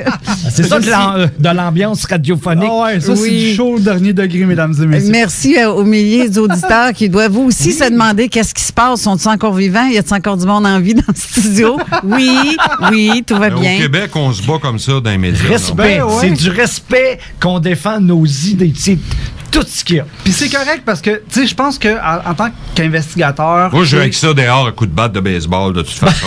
Non, mais... Ça va t'attendre au... Mais Jean Morissette, il te manque des cheveux, là. Juste ici. Mais... Ça, c'est la faute à Hélène, ça. On va revenir à nos petits moutons. C'est le fun parce que, tu sais, en tant qu'investigateur, c'est correct de défendre des points. Oui. Moi, je considère qu'un dossier, bon, même si ça fait 3 mois, c'est jamais complètement fermé, puis ça peut prendre des années. Avoir des nouvelles données, tu réévalues tes hypothèses. Voilà. Fait que c'est correct, puis il faut accepter ça aussi, puis c'est ça l'ufologie. Ça prend des années. Ben oui. Il faut avoir d'autres témoins, il y a des affaires nouvelles qui vont arriver, on va se faire démentir des affaires. Puis un bon travail de terrain, c'est aussi d'accepter que l'information que j'ai n'est pas nécessaire ou n'est pas vraie, puis on le tasse. Tu sais, des fois, on travaille fort. Et il faut connaître l'effet médiatique qui peut aussi aller changer la perception d'un témoin. Oui, exactement. Il va se mettre à inventer des affaires, en rajouter. C'est ça. Et si t'es pas capable de comprendre le mécanisme là, du témoignage de quelqu'un, puis comment il peut être influencé au niveau... C'est pour ça que le tétraèdre du CNES existe, là. L'influence, le témoin, son témoignage, l'environnement physique, l'environnement psychosocial. Alors, si t'es pas capable de comprendre que, comme le cas de l'OVNI de Montréal a été fortement médiatisé, puis qu'on envoie partout les reportages sur le web, ben il y a des gens qui lisent ça, puis là, après ça, ben ouais, moi, je le sais que c'est vrai, j'ai été enlevé pendant 8 heures. Ils m'ont fait un test de pipi, puis là, bah, regarde, lâche-moi. Moi, là, je veux pas perdre la dernière presque demi-heure qui reste à l'émission, mais j'ai plein de questions. Tu sais, François, ton livre Contact 158, j'aimerais ça que tu me fasses un genre de petit aperçu. C'est un cas d'enlèvement. Oui. Le premier cas connu québécois. Oui. C'est peu de temps après le cas de Travis Walton en 1976 au Texas. Là, c'est le cas de Monsieur X. Il s'appelle de même parce qu'il me l'a demandé dès que je l'ai connu. Nous, on avait été demandé, la CCUQ, à participer une semaine dans le cadre d'un cours de philosophie au cégep de Saint-Jérôme avec Aline Boulay, qui était un professeur de philosophie. Elle m'a téléphoné pour me demander, veux-tu te présenter à notre cégep pendant la semaine qui va porter sur y a-t-il de la vie dans l'univers et cette vie nous visite-t-elle? C'est le thème et j'aimerais que tu viennes avec des enquêteurs de ton organisme, puis tu montes un kiosque et tu nous présentes une conférence. Bon, on est allé, ça a duré la semaine et dans la soirée du mercredi, lorsqu'on a présenté une conférence, il y a un homme qui s'est assis devant avec une grande, comment t'appelles ça, une chienne, là, un imperméable noir, et il y avait des verres fumés. Mais nous, on a formé les lumières le soir, là, tu sais, pour passer notre diaporama, puis tout ça. Puis regardez ces verres fumés. Fait que là, moi, honnêtement, j'ai pogné la chienne. J'ai dit, c'est qui ce gars-là? Il a une arme à feu dans ses poches, puis il va nous faire, il va nous attaquer physiquement. Alors, on était 3. Puis là, on s'est parlé, on s'est dit, regarde, ben, avec les lumières allument, s'il se lève, puis il fonce vers moi ou quelque chose, toi, tu te mets là, puis on le met à terre. Non, on est allé jusque-là, tellement qu'on ne trustait pas. Et finalement, c'est pas ça qui est arrivé. Il s'est avancé. La période de questions finie, tout le monde est sorti. Lui, il restait avec 3-4. Il écoutait le monde. Il s'est avancé, puis il a fini par nous avouer, en tremblant de la bouche, là, puis il était blanc comme un drap, puis il avait la main toute moite quand il m'a serré la main. Il dit, moi, je pense que on m'a fait de quoi. Il a pas dit que j'ai été enlevé. Il dit, je pense qu'on m'a fait de quoi. Et je fais des rêves abominables. Et j'ai besoin de vous parler. Je veux pas faire ça ici. On peut-tu se voir ailleurs? Puis là, moi, ben, pas de temps à perdre non plus. J'ai dit, il va falloir que vous m'en disiez un peu plus parce que moi, du monde qui ont vu des affaires puis qui sont nerveux, j'en vois à tous les jours, j'ai pas de temps à perdre. Alors là, il a accepté de m'en dire un peu plus. J'ai compris que c'était grave. On s'est vu plus tard. C'est devenu, des années plus tard, le livre Contact 158 qui résume les 3 séances d'hypnose qui ont été conduites conjointement avec les frères Yvon Gagnon, les jumeaux de Beauport, de la clinique hypnotique de Beauport. Dans le temps. Et Daniel Déac, technicien qui a enregistré les séances en audio, et moi, qui suggérais les questions d'ordre technique, ufologique à poser à M. X sous hypnose. Et on a fait par la suite une 4e séance pour vérifier la validité de la technique qui considérait donc, selon les hypnothérapeutes, là, à utiliser un peu comme la technique du somnambulisme, c'est-à-dire d'extraire l'esprit du corps, parce qu'il disait, un somnambule, comment il fait pour marcher la nuit les yeux fermés sans se frapper les jambes partout ses meubles, le frigidaire, le congélateur, puis les tables de salon. C'est pour ça que c'est dangereux de les réveiller. Parce que quelque chose de même. Ouais. Bon, ben là, il y a bien justement ça, puis des croyances mêlées là-dedans. On s'est dit, on va faire le test sauf. On va le placer sous hypnose, on va sortir son corps de son corps, comme vous dites, là, puis on va l'envoyer à Drummondville. Son esprit du corps. Son esprit du corps. Et on va l'envoyer au parc des Voltigeurs. Il y a un enfant qui est porté disparu là-bas. Nous savons qu'il n'a jamais mis pied là. Il ne pourra pas inventer des affaires. Moi, je suis de Drummondville. Je connais la place. On va lui faire dire qu'est-ce qui est arrivé à la petite. Puis si un gars l'a enlevé, on va lui faire décrire le gars. Puis où est-ce qu'il reste? Puis on va aller le pogner. Ouais. Et on a enregistré cette séance. C'est la 4e qu'on retrouve dans ce livre qui s'est vendu à des milliers d'exemplaires, qui est écoulé. Vous allez le retrouver peut-être sur le net. Je sais que les Américains l'offrent à 8000 $. Ben, allez pas acheter ça, ben, je vais le rééditer. Mais peut-être dans des bouquinistes, le livre usagé. Oui. Et donc, on a eu là, pour la première fois, une presque réussite parce qu'on est passé à 500 mètres du corps de Mélanie Decamps. Le problème, je finis juste là-dessus, c'est qu'on ne sait pas encore correctement interpréter le langage, la communication entre l'hypnothérapeute, le technicien au travail et le médium qui parle. Et là où j'ai beaucoup appris, j'ai pu le mettre en pratique quasiment dans le cas de Cédrica Provencher, c'est le sujet de la conférence de ce soir. Mais dans le passé, donc, et là, j'ai mon gros scrapbook dans les mains que je vais vous montrer ce soir dans la salle. C'est M. X qui a trouvé Maurice Vien. C'est pas l'hypnothérapeute Yvan Gagnon. C'est pas Stephen Lynch, le policier de la SQ, qui était là aussi pour essayer de le trouver. C'est M.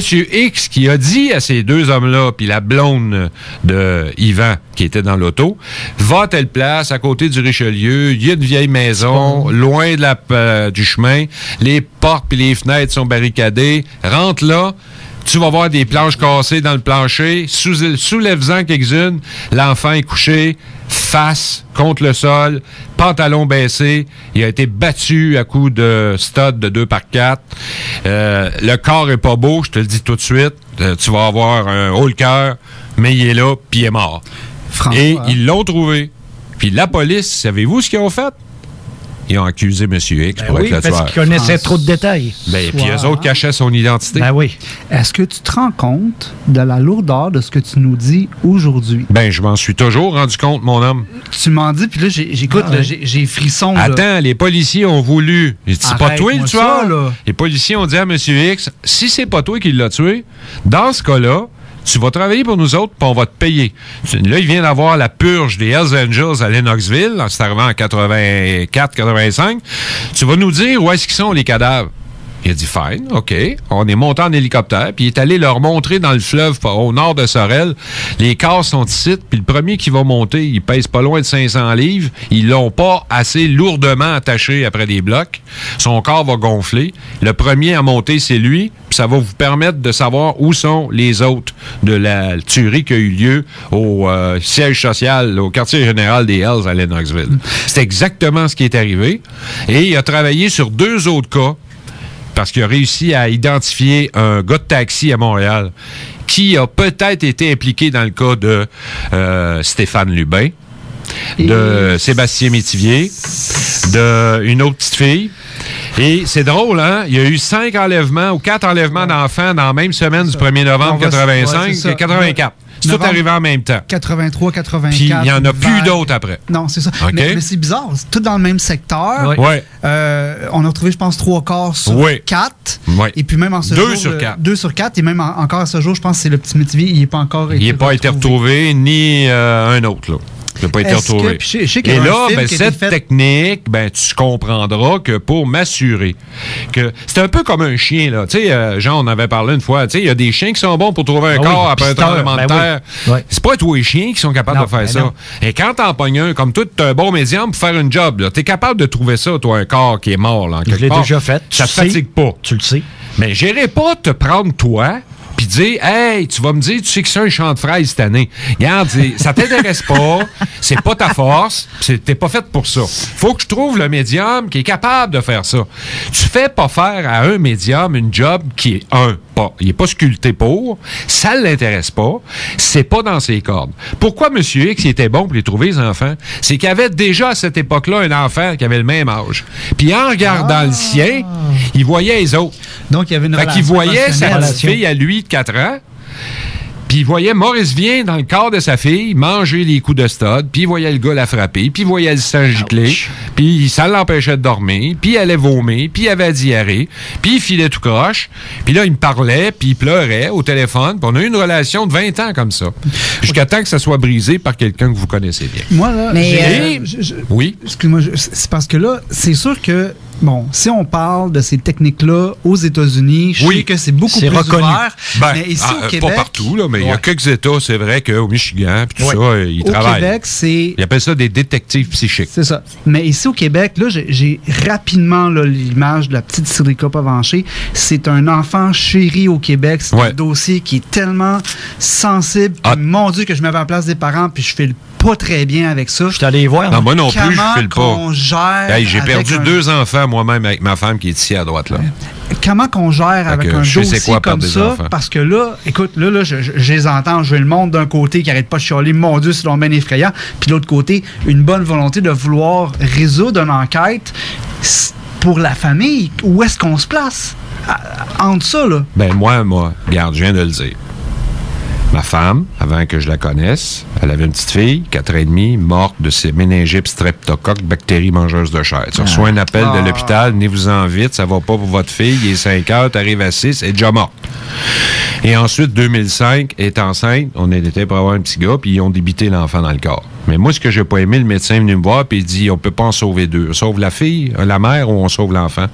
J'ai dit, tu sauves les 2, innocent, t'es médecin, tu sers à quoi? J'ai dit, non, monsieur, vous comprenez pas, là. Ça urge. J'ai sauvé la femme. Moi, un enfant, on peut en faire. Puis finalement, on n'en a pas. Puis, excuse-moi. J'aime pas ça parler de ça, on pleure tout le temps. Mais ça, c'est la sensibilité que ça nous prenait pour nous intéresser à s'impliquer pour trouver Cédrica. Il faut que je trouve un médium qui a la même sensibilité pour trouver Cédrica. J'en ai vu du monde qui voulait, puis qui me disait, moi, je sais qu'elle est à telle place, puis elle est en Angleterre, puis elle est en Afrique, puis elle est vivante, puis elle est exploitée sexuellement aux États-Unis. Lâche-moi, là. T'en avais un avant de toi, qui est Jean Morissette? J'ai pas pensé, parce que depuis que j'ai eu mon accident, vous le savez pas, mais moi, j'étais mort, là. J'ai eu mon accident de bicycle à gaz, j'ai planté sur l'asphalte, j'ai eu toutes les côtes cassées dans le corps, le bassin cassé, la clavicule sortie du corps, puis j'ai encore toutes les gardes, là. C'est pas des menteries, check. T'étais à la radio, pas à TV, le monde le voit pas. Mais j'étais pété de partout, là. Puis j'ai été dans le coma quasiment une semaine, là. J'étais plus là, c'était fini. Puis elle a veillé sur moi, puis elle était infirmière, puis elle m'a ramené tranquillement, me tenant la main. Et finalement, ça a affecté beaucoup ma mémoire. Ça me choque, parce que j'en avais une maudite bonne, puis là, elle vaut plus de la crotte. Mais on a enfin trouvé un médium, puis j'ai oublié Jean. J'aurais pu l'appeler, puis j'aurais pu travailler avec. Mais oui, j'ai vu qu'il était même pas dans ton livre non plus. Je le sais, puis il n'y a pas avec lui, là. Il y en a. Écoute, sais-tu combien qui sont passés à mon émission? Il y a eu 500.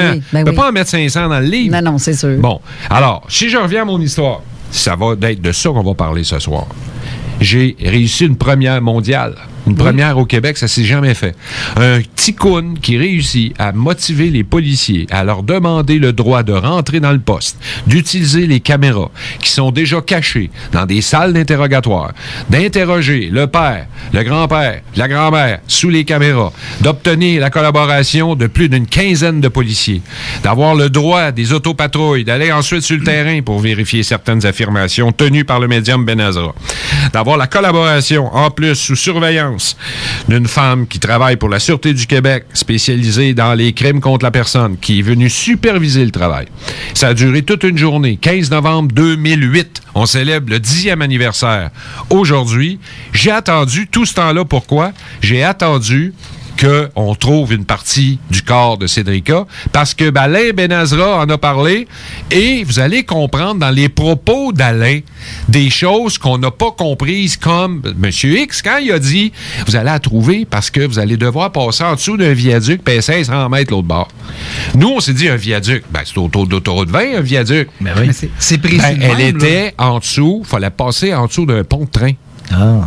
Lui, il connaît pas Drummondville, il connaît pas ça. Lui, il a dit viaduc. On appelle ça de même aussi. Mais c'est pas un viaduc, c'est un pont de train. S'il avait dit pont de train, on n'aurait pas été chercher partout. On aurait été là, la seule place à Drummondville, proche de la rivière Saint-François, où il y a un pont de train. On aurait marché 500 mètres, puis on serait tombé dessus. Elle était en dessous d'une tour de communication de satellite là, de cellulaire. Puis à l'odeur que ça dégageait, je peux te dire qu'à 500 mètres, on ne l'aurait pas manqué avec l'odeur. Tu suis l'odeur, tu arrives sur le corps.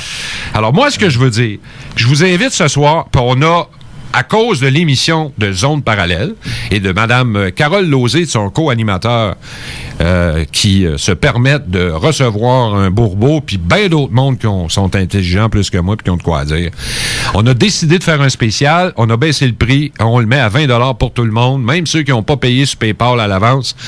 20 $ pour tout le monde à la porte, les billets ce soir.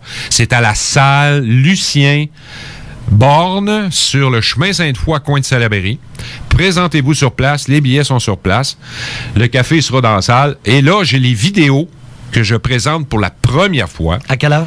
On va arriver vers 7h15. Okay. On commence à 30h. Et d'ailleurs, je présente les vidéos. Quand Alain parle, il est sous mon contrôle et il se met à parler au père et au grand-père. Et ce qu'il va dire, j'ai besoin du public, parce qu'il y en a peut-être un dans le public qui va dire « Ah ah!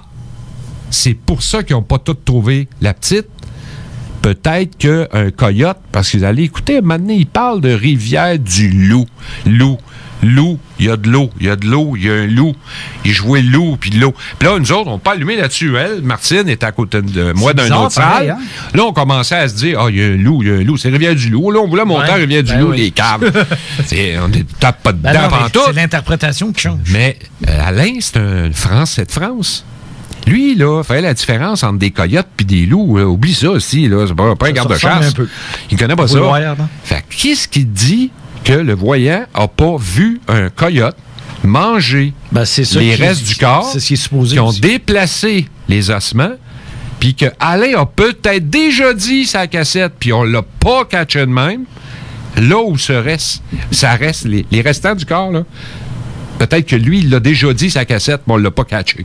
Pourquoi on fait la conférence à soir? Je demande aux gens d'avoir l'esprit ouvert et de catcher peut-être le signal que moi, je comprends pas, que Martine ne comprend pas, que même peut-être toi, là, Jean-François, regardant la vidéo pour la première fois, peut-être tu vas allumer. Puis Jean, si tu peux venir à soir, là, la porte est ouverte, viens donc écouter. Puis peut-être qu'avec ton maudit feeling de tête de cochon, peut-être que c'est toi qui vas l'avoir. Je travaille jusqu'à 8 heures, mais je vais y aller après. Viens après. Viens après. Mais j'ai une question. Oui. J'ai l'impression que tu te magasines un loyer gratis, pas de rideau, puis bouffe inclus, toi, là, pendant une couple d'années. Si tu fais ça parce que tu n'as pas reçu... Qu'est-ce que tu veux dire? T'as pas reçu une mise en demeure rentrant dedans. T'as pas reçu une mise en demeure à un moment donné pour taire que tu n'avais pas le droit de rendre public. Tu l'as dit, tu l'as écrit. Non. C'est sur Internet, une vidéo où est-ce qu'il dit qu'il avait reçu une lettre de la SQ disant que t'as pas le droit. La lettre de la SQ, tu cites. Veux-tu en lire? Oui, s'il te plaît. Mais cette lettre-là, ça t'interdisait pas de rendre public les informations que tu veux faire ce soir? Ça ne m'interdit pas de rendre les choses publiques. OK, donc une info légale. On l'a fait relire, puis le document n'est pas légal. Alors, c'est à mes risques et périls, mais il n'y a pas de... Moi, je lis pas là-dedans quelque chose où... On n'est pas là pour nuire aux parents. C'est pas ça le but. Le but, c'est d'essayer de comprendre comment Bourbeau travaille avec un médium, un chien pisteur qui trouve du monde en dessous de paquets de ciment après un tremblement de terre. On a-tu le bon chien? Excusez l'espèce d'analogie. Non, je ne traite pas Alain de chien. On comprend. Je vous dis, j'ai-tu le bon gars? J'ai-tu le bon médium? J'ai-tu la bonne technique? Puis dans tout ce qui a été dit, on a-tu manqué quelque chose? Parce que le but, la phrase « deux têtes valent mieux qu'une », ben j'aimerais mieux d'en avoir 200 dans la salle des têtes qui vont peut-être me dire « Hey, j'ai compris ça. Toi, t'as-tu compris ça? » Moi, s'il y en a 10-12 qui commencent à me dire « T'as pas compris ça, toi? » Attendez, on va reculer le vidéo. Le but ultime, je pense aussi, c'est d'apporter un aide concret à la famille. Je veux dire, il faut retrouver le restant de ça. Moi, je veux trouver le responsable. Ben oui, c'est ça le but. On le connaît, mais il faut pas le dire. Pas que je serai ce soir Carole m'envoie encore une fois en mission et j'ai le document ici dans les mains et on m'envoie ce soir, je serai là, donc soyez sûr que je vais suivre ça très, très, très attentivement. C'est tellement un dossier très chaud. Mais si tu veux, lis-les vite, ça, parce que ça, c'est ce que la police m'a écrit. Mais là, il faut aller à la pause. Fais un petit résumé. Plus de pause, c'est fini. J'ai pas le choix parce que... je prends en considération le document, je l'analyse et on revient après la pause. Parfait, fait qu'on revient, c'est ça. Ça sera pas long.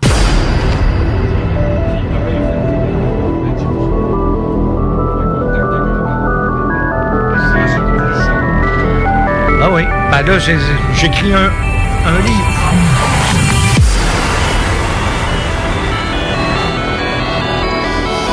On est de retour. J'ai ouvert le micro trop rapide de Jean parce que ça discute ici beaucoup en studio. Tu veux dire, là, Jean-François, tu as le rapport de police, pas le rapport de police, mais l'interdiction légale. C'est ça. Qu'est-ce que ça dit en gros? Pas une interdiction. Non, c'est ça. Il faut bien comprendre. Mon micro n'est pas ouvert. Je disais, ce n'est pas une interdiction. Donc, ici, le document, ici, ça parle de la rencontre du 15 novembre 2008. Donc, juste préciser un point sur l'aspect légaux du document, c'est que c'est pas marqué mise en demeure. Donc, elle n'a pas été envoyée en tant que mise en demeure. Okay. Et dans le document, on cite très clairement, en point numéro 2, de ne pas citer en justice tous les membres du service de police à l'égard des actions et paroles invoquées lors de la rencontre tenue de cette réunion. Et la troisième, et de se dégager de CPDA de toute action ou autre reliée à cette réunion. Dis c'est quoi CPDA, puis lis la ligne en haut en gras. En haut. C'est le centre de police d'Odanak et de Wallinac. Exact, c'est ça. Donc, il faut bien comprendre ici qu'il n'y a pas de lien. C'est pas les affirmations de la police, c'est vraiment ce que François Bourbeau Ben Ezra dit. Exact, c'est ça. Et encore là, il y a une implication moindre dans ce dossier-là.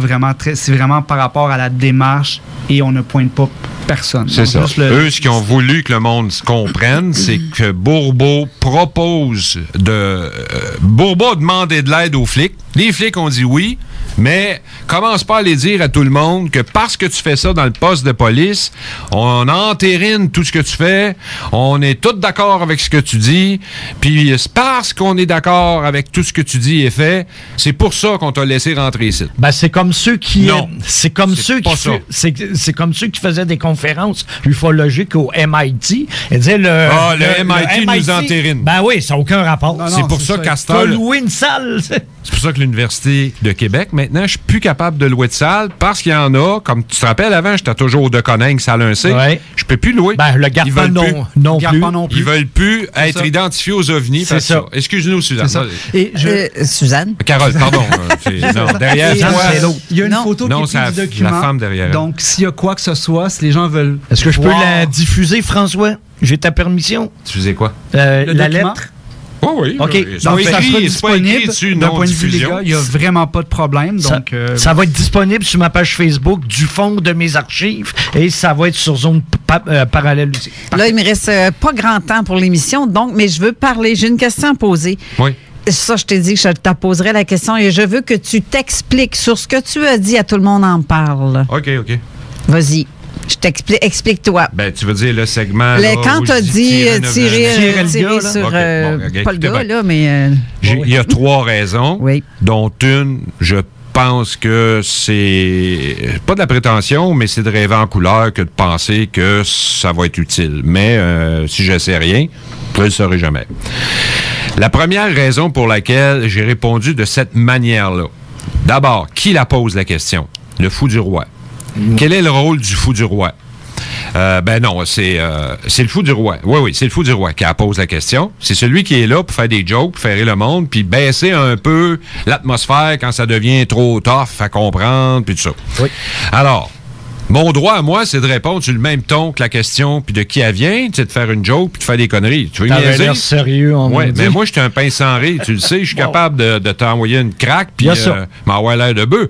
Alors, tu veux niaiser, ben Chris, tu es dessus, c'est ça que tu veux faire, pas de problème. Et j'avais en tête, puis je le dis, ça, ils l'ont pas coupé, vous avez tous cru à l'autopsie de l'extraterrestre de Raymond Santilli.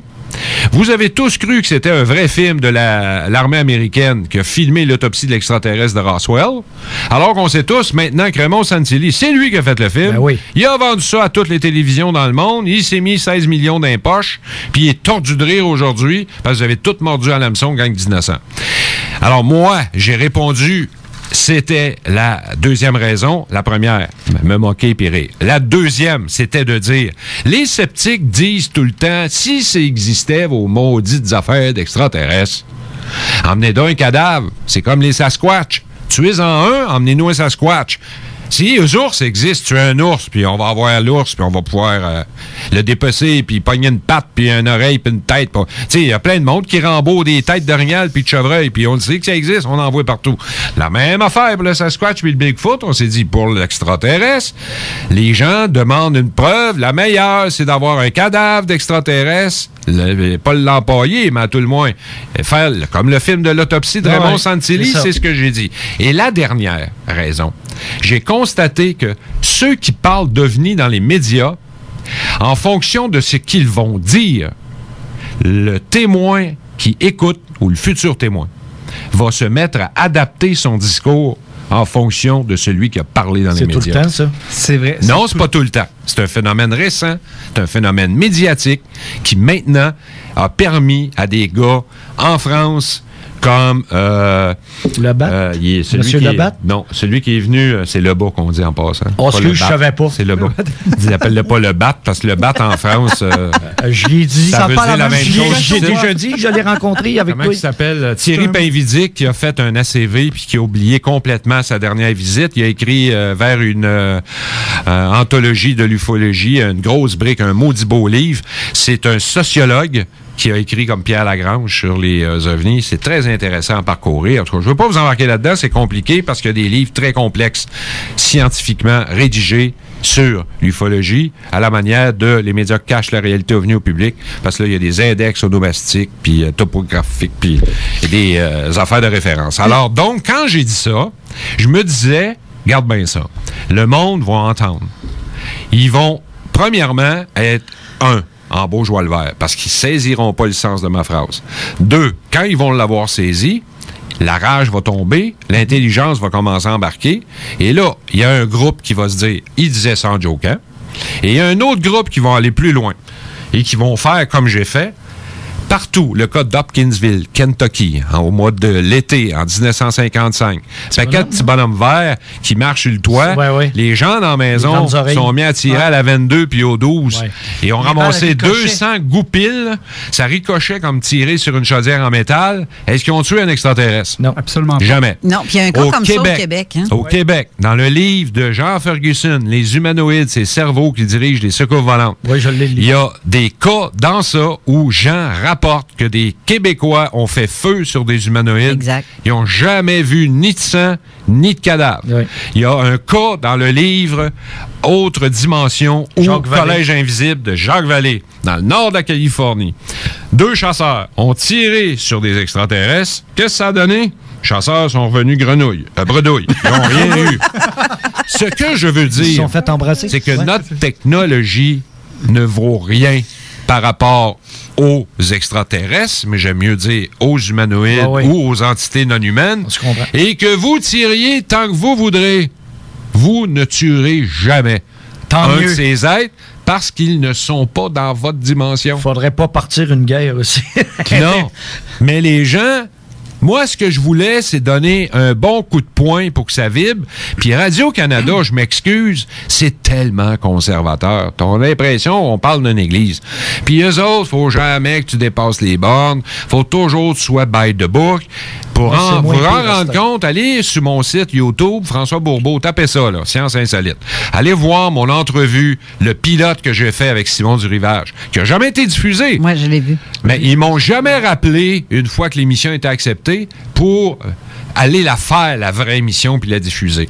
Il faut vous montrer jusqu'à quel point ils ont peur de ça, les ovnis, puis les secours volants. Je vais être obligé de... fini. Je vais être obligé de... contente de ma réponse ou ça fait pas, là? Oui, c'est bien correct. Okay.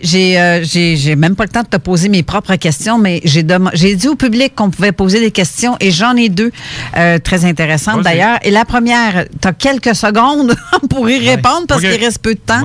Est-ce que j'ai Sonia Toulouse qui demande, est-ce que François croit au phénomène intraterrestre? Je ne crois pas en ufologie, je fais de la constatation. La science de l'ufologie est une discipline qui doit être abordée à Est-ce qu'il y a des intraterrestres? De la science et non pas comme une religion. Alors, moi, ça ne règle pas mon problème qu'ils viennent de l'extra ou de l'intra. Je l'ai dit tout à l'heure, on doit comprendre la nature puis l'origine. Et ça ne règle pas mon problème, moi, qu'on m'affirme que ça vienne d'en dessous ou d'en dessus. Il n'y a rien qui te confirme. Ça ne répond pas à ma question. Donc, le mot « croix » ne devrait pas être. La croyance, il faut que ça disparaisse. Selon toi, est-ce que ça existe? Si c'est dit comme ça.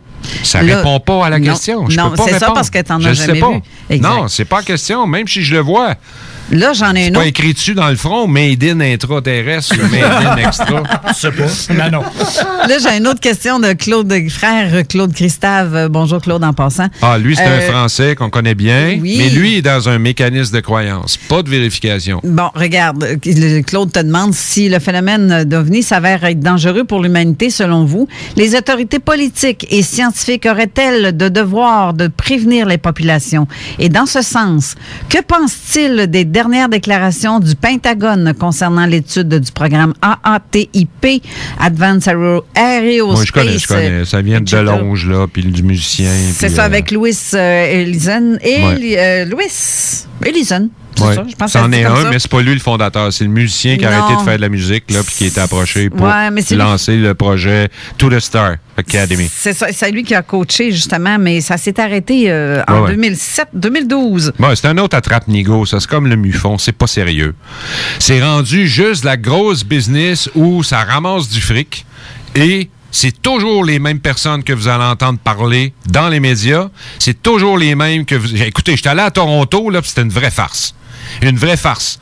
Ça n'a jamais parlé d'OVNI. Tout ce que j'ai entendu à Toronto, c'est des conférenciers qui me disaient la CIA est rendue à développer une nouvelle arme qui rend invisible désormais la tête des soldats. Ils ont inventé également un nouvel appareil où on peut tirer une balle qui va faire le tour de la Terre sans jamais tomber sur le sol grâce à une antigravité. On a inventé un nouveau missile qu'on peut lancer dans un sous-marin qui se déplace à 350 km/h sous l'eau et qui fonctionne à la MHD. On a maintenant un nouveau système de transcommunication qui passe dans un ascenseur spatial dont le décollage se fait de la base de Vandenberg en Californie. Il n'y a pas pas de câble, il n'y a pas de propulsion, il n'y a pas de son. Vous la verrez jamais, mais elle existe. Tu peux monter dedans, puis tu peux t'en aller directement dans la sonde spatiale internationale, ISS. Pourtant... Voyons donc, c'était des affirmations comme ça toute la fin de semaine. Ça, c'est sans parler des kiosques en arrière où j'entendais du monde faire des yaoum, puis frotter des bras, puis vendre de la crème, puis de la poudre, pour essayer. On va en entendre parler de ça. Non, mais pourtant, j'ai filmé, j'ai photographié toute cette connerie-là à Toronto. Pourtant, le Pentagone affirme et a rendu public le 16 décembre 2017. Je sais ça. Et tu crois pas? Croire encore. Croire à quoi? Qu'est-ce que, Carole, tu veux que je te dise? Qu'est-ce qu'on croit, là? Ce programme qui a été financé par les Américains, tu y crois-tu ou pas? Croire. Est-ce que tu penses-tu que c'est possible ou pas? Ben, il a existé le programme de 2007 à 2012. Okay. Ils ont fait une enquête réelle. Ils ont investi, non pas 12, mais 21 millions. Ils ont accumulé de l'information et ils ne diront pas, parce que c'est les Américains, au public américain, que les objets volants non identifiés existent parce qu'ils ne savent pas quelle est la nature et l'origine du problème. Je le répète.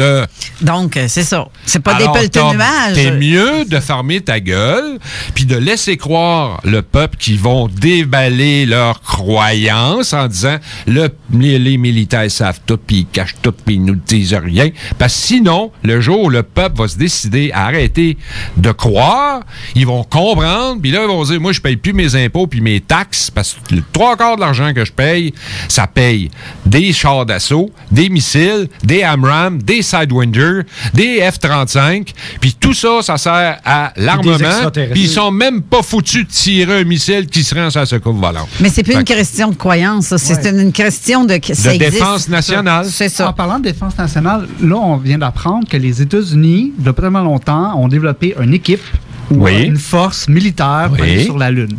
Puis moi, là, j'ai une question background là-dessus, c'est que... T'as 30 secondes parce qu'on termine l'émission. OK. Rapidement, qu'on soit capable de venez à ma conférence à soir au lieu de parler de la Lune. Qu'on soit capable de prouver qu'un gouvernement n'a pas le contrôle sur ce qui rentre dans leur atmosphère. Ça doit faire peur au grand public. Là, non, parce que le public, c'est pas la question qui se pose. Le public, lui, est convaincu que les Américains savent tout, les militaires, le Pentagone, puis tout ce qu'ils veulent, c'est qu'ils révèlent puis qu'ils sortent tout. C'est ça qu'ils veulent. Puis ce soir, moi, je sors tout en vidéo, puis c'est à 19h30 à la salle Lucien Bond.